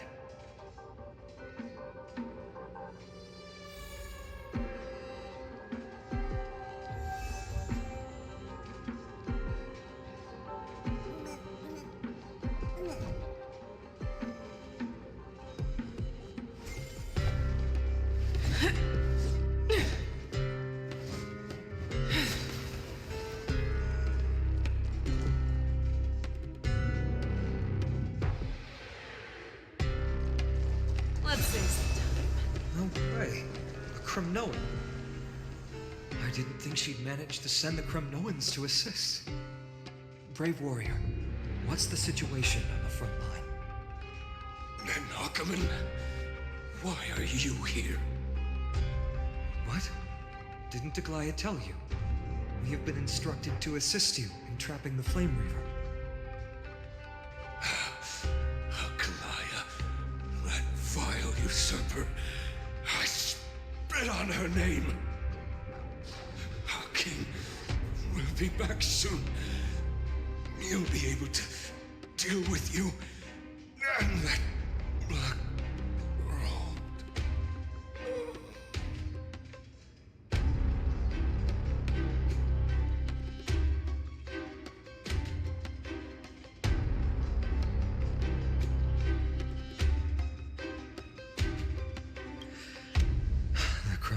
Those really are just like their king. Rest in peace. May your glory last forever. Did they come to fight on their own accord?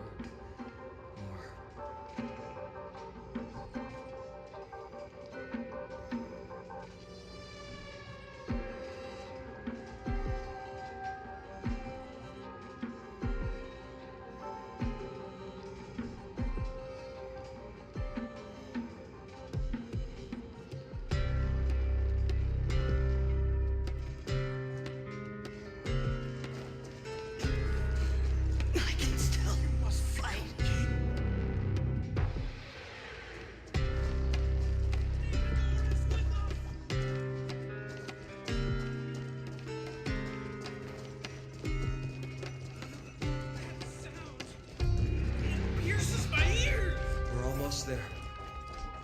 I can't see. Once we take back the core flame, Yanis's passage will open. When that happens, you must evacuate immediately. Don't stay behind. The rest will be up to how well we work together. Remember what Mighty said before? Cast aside all distractions once you're on the battlefield. Let's go, partner. Today, destiny shall stand with us!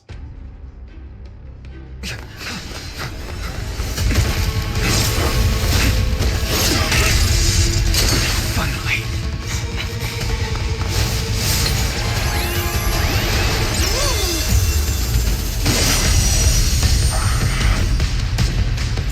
Pent in the memories of the dead! Executioner! You sure know how to keep a man waiting. Any later, and I fear the Titan would have sacrificed me. Frail child of humanity, 'tis more effort keeping you hale and whole against that blade than it is in seeking the truth of the world.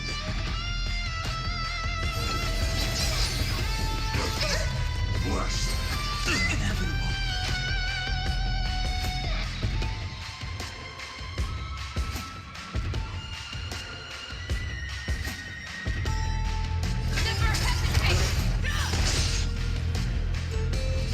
Surge. Rise! What's in your prescription? Not fret. Awaken, world-cleansing dragon. I venture forth to forever triumphant! Victory is inevitable! Me!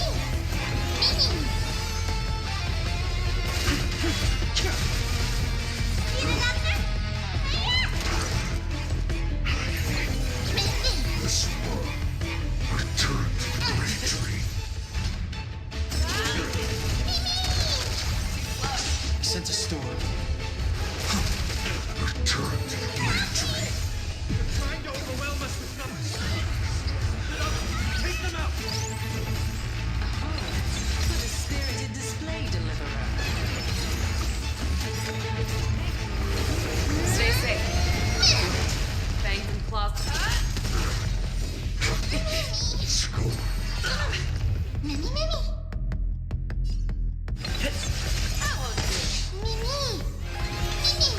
I venture forth to hunt forever triumphant! Victory is inevitable!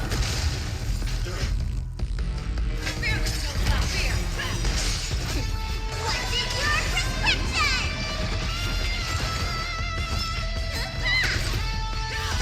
All will one day to return to the great tree. Never hesitate! I won't Mimi! Return to the great tree.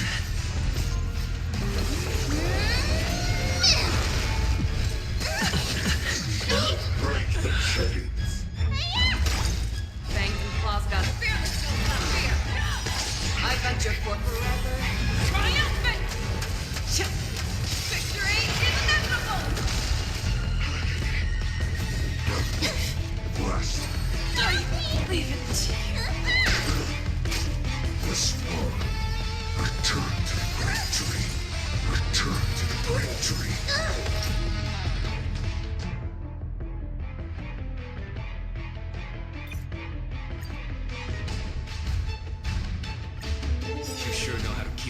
waiting. Any later, and I fear the Titan will have sacrificed them. Frail child of humanity, it is your effort keeping you hale and whole against that blade that is insane truth.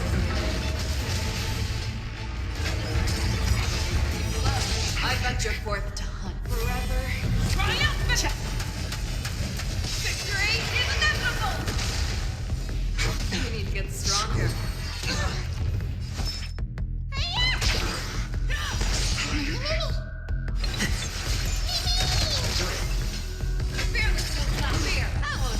Sense a storm. Heavens, rise! Get ready, Cross. It will help a clock.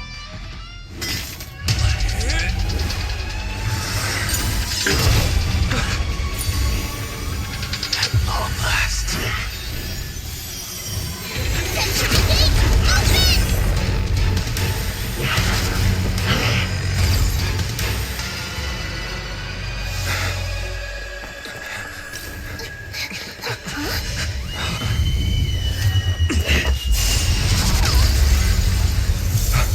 Embarrassing. You didn't come down from the sky? This city is mine anyway. So why shouldn't I go through the front door?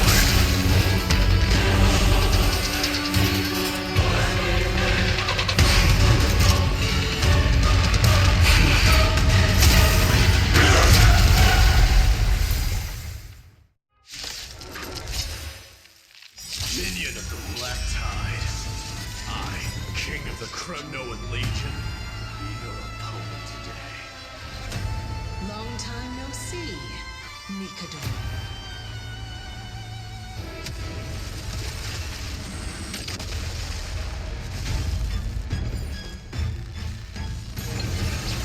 Show me what you can do. I'll give you 5 seconds. Never hesitate! I won't do. I venture forth to forever. Triumphant! Victory is inevitable! The strength. Heaven surge. Break.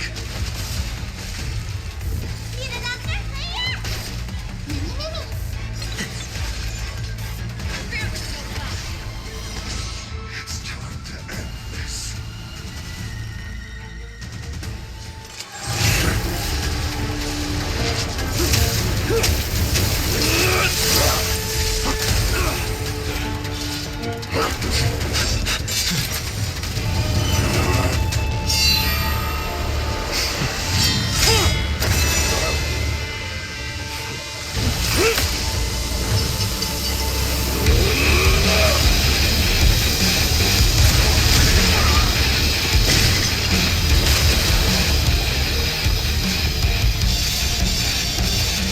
Heroic souls of strife, heed my call!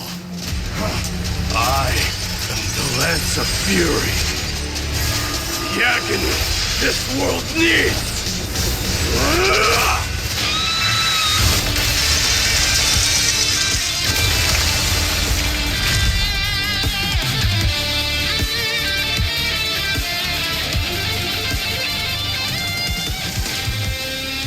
Witness this.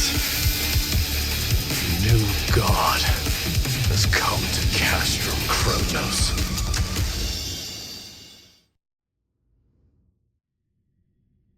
Look! The warriors have returned! But are the rumors true? Has Ornyx fallen? It's as the Council of Elders said. We face a dangerous threat. Yet the Chrysos heirs are only inciting more chaos. They don't care about the people's safety. They really gave the core flame of strife to a Kremnoan at the end. What a noisy crowd. This, doesn't feel right. It's probably because Ornyx is gone. Ornyx was a generous titan in the eyes of the people. They graced us with miracles, allowing humanity to reap many a convenience from the past. you don't know is that the Titan didn't do all of that of its own volition. Regardless, the Titan has fallen, and we must surrender Orynyx's core flame. A meeting with that woman again so soon? I just can't catch a break. Professor Anaxa, why don't you find someplace to rest first? Matters that require Aglaya's attention are piling up. You two meeting again will, forgive my honesty, only distract her. Just try to stay on your best behavior, if you know what I mean. That's not up to me, I'm afraid.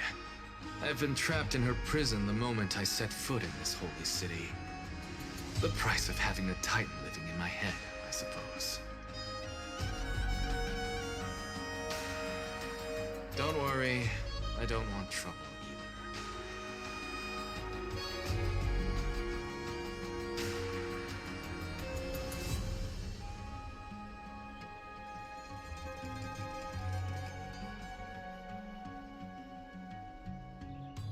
They have differences in ideology.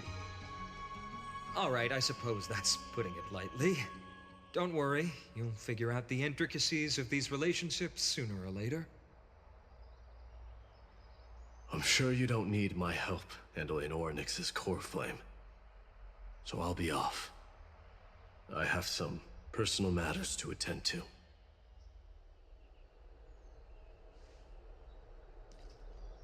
It somehow feels like D has closed himself off even more after he completed his trial.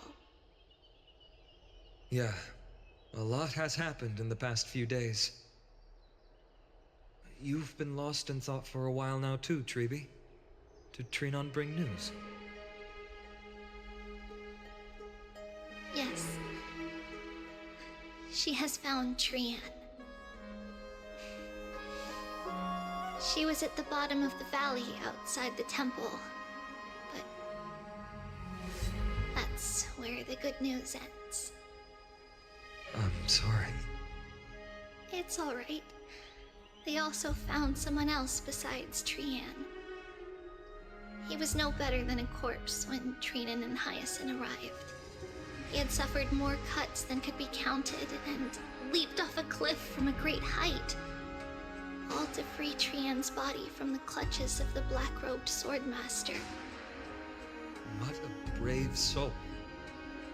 Do we know who he is? Yes. It's Krateros.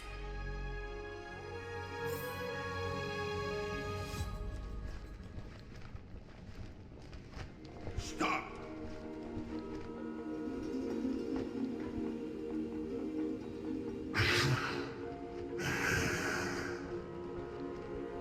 If you want this girl dead, you'll have to kill me first. How ludicrous. Your body made of flesh and blood as it is will not survive more than a single strike from me.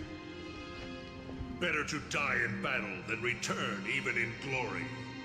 As a Kremnoan, I know not the fear of death. She's lost her divinity. I have no interest in an empty shell. But answer me this, child of strife. Why do you raise your shield for her? As the leader of the God Shield Brigade's elite, I protected the king against the Black Tide with this very shield. And I've done this over and over, hundreds and thousands of times. A pathetic killer like you could never understand the weight it bears. Pity. And crumble like rusted iron. Good. Supreme glory shall be mine, as I indulge in the libations and incense offered by my descendants. Come, let us fight! For Kremnos! For my king! For Amphorius!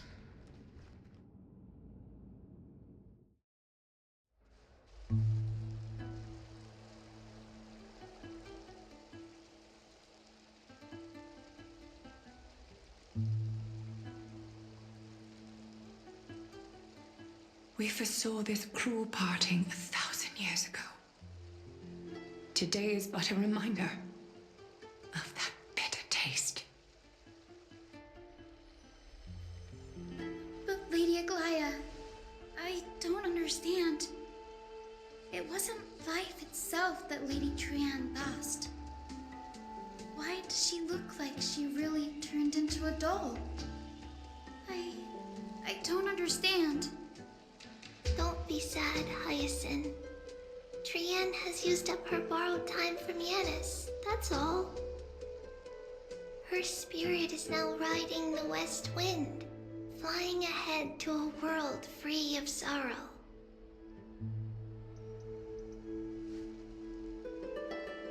If a world like that truly exists, does that mean everyone from the Grove is there too? It exists, Hyacinth. Do you not remember? The prophecy that guides the Chrysos heirs is the voice of Kefili before it fell silent. It loves all of its creations dearly and would never bear to lead us astray with lies.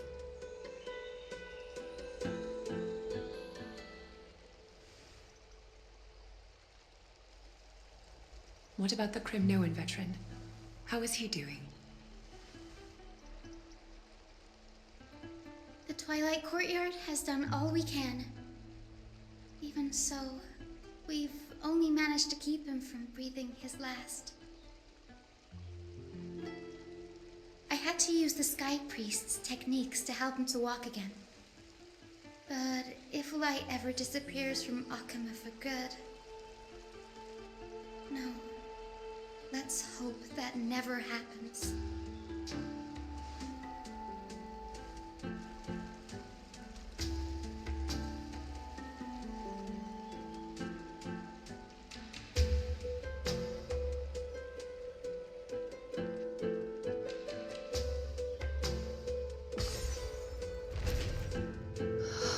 The parting hour is upon us. Yet the golden thread runs slack. The heroes have returned with their spoils. Everyone, please take this opportunity to rest and prepare for what awaits us. You've returned unscathed and brought tidings of triumph. Truly a moment worthy of celebration.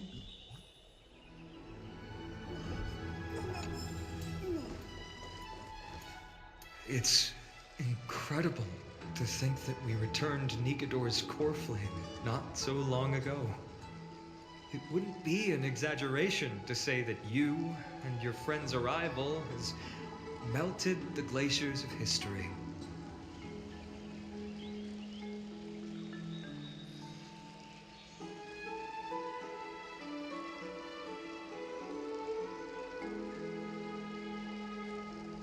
You could say this is the true face of history. It slumbered for 1,000 years, only to awaken for this one moment. Alas, now is not the time for a study of history. I do not see a Naxa around. Was this under your instructions, Finan? Yes, it just seems much more efficient than letting you two go at it endlessly. A rash decision. After all, he still bears a core flame with him. I do concur with your assessment of efficiency, though. Now, let us table the issue concerning him for the moment. The more urgent matter is the core flame of Orynyx. The Chrysos heirs had initially crafted a plan regarding the order to return the core flames, for titans like Orynyx and Circes, who harbor no intentions of harming humanity. Our strategy entailed assuming their divinity only at the very end. But this unforeseen turn of events has thrown everything into disarray. If we don't return the core flames to the vortex of Genesis, and we leave the Titan's divine positions vacant, we can't even begin to imagine the disaster that would follow. But the most pressing issue at hand is that we haven't found the Chrysos heir capable of bearing Orynyx's divinity. Cynon, Castris, Mighty, and Hyacinth. Treeby and I devoted a millennium scouring the world, only to find these few people. Only a chosen few possess the capacity to assume divinity, the elite among the Chrysos heirs. We would never hastily extend our invitation without first verifying their potential to bear such power. Yet we cannot compel anyone into divinity, as it would be no different from sentencing them to the gallows. Truly a dilemma. Yeah. How about letting him give it a try?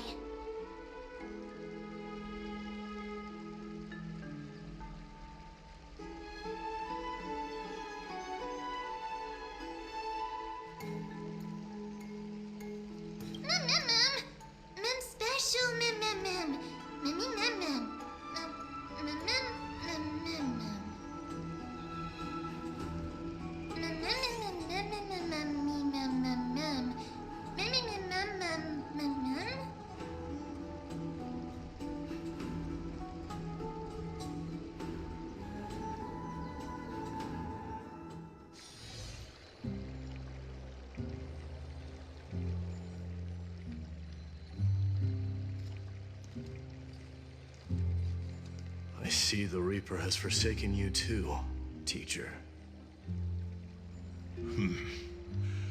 It simply put my life in the hands of the Twilight Courtyard. That priest girl's medical talents are truly exceptional. She might be far from the ordinary girl we envisioned. But this isn't about me, Mighty Mos. I saw it. You finally decided to embrace your own fate. Power of strife is stirring a tempest within me as we speak. My bones have turned into steel, and my blood is seething in a blaze. Past rulers of Kremnos could only aspire to this might, yet I have merged with it.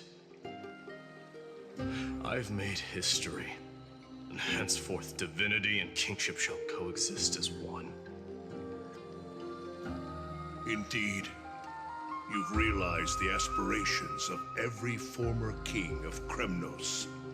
And now, you can at last bring our people home and reforge the glory of Kremnos.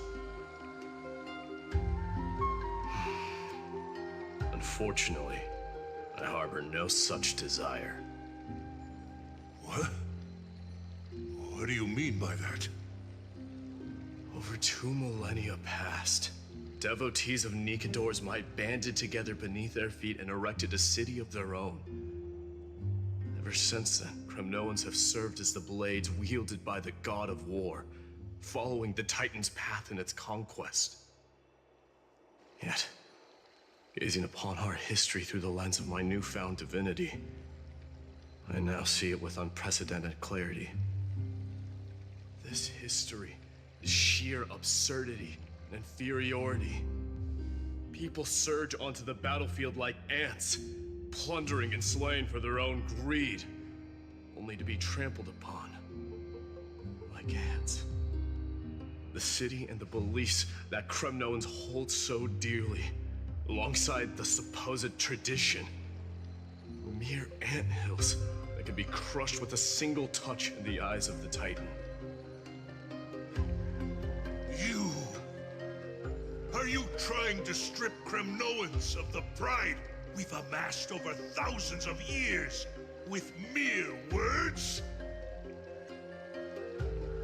That pride holds little significance, Krateros. Now that I've assumed the divinity of strife, my next step will be to renounce the title of king. No! Convey my message to every Kremnoan. This is an order. Do not do this, Mighty Mos. I beg you. Our history commenced in the year 2506, of the light calendar, concluded in the year 4931. I, Mighty Mos, last king of Castrum Kremnos, son of Gorgo, do hereby proclaim the Kremnoan dynasty comes to an official close today. You have killed us. You have killed us all. No. I am granting you a new beginning. What is this? My mother's signet ring. It served as a symbol of kingship. And I now imbue it with a fresh significance. Take it, and rally those who have lost their identities. Convey the words of Mighty Mos, now ascended to divinity. You no longer need to chase fleeting honors or face death on the battlefield as if it were your sole destination. However, you must adapt to fit into the city you once observed with indifferent eyes. A cruel fate awaits Amphorius. No matter how illustrious a dynasty may seem, it crumbles to rubble and gravel before formidable foes. Yet, you shall tread the only path out, one that leads to a brand new world at its end. Why task me with being your messenger? Why not explain all this to them yourself? Because only humans can guide the path to be trodden by humans. It's not the lot of humans who crave the power of gods and spiral into madness for it, but humans who stand ready to raise their shields high to protect the lives behind them. I failed to save that child. That is irrelevant. As demigods, they have long been prepared for it. What truly matters is that you showed up there and shielded her. The one who persuaded Aglaya to set me free that night. Was that you, Mighty Mos? Yes. She's not one to easily make a concession. What did you offer her? I staked my mother's name to guarantee the integrity of your soul to her. And I promised her that I would dedicate all I have to the Flame Chase journey.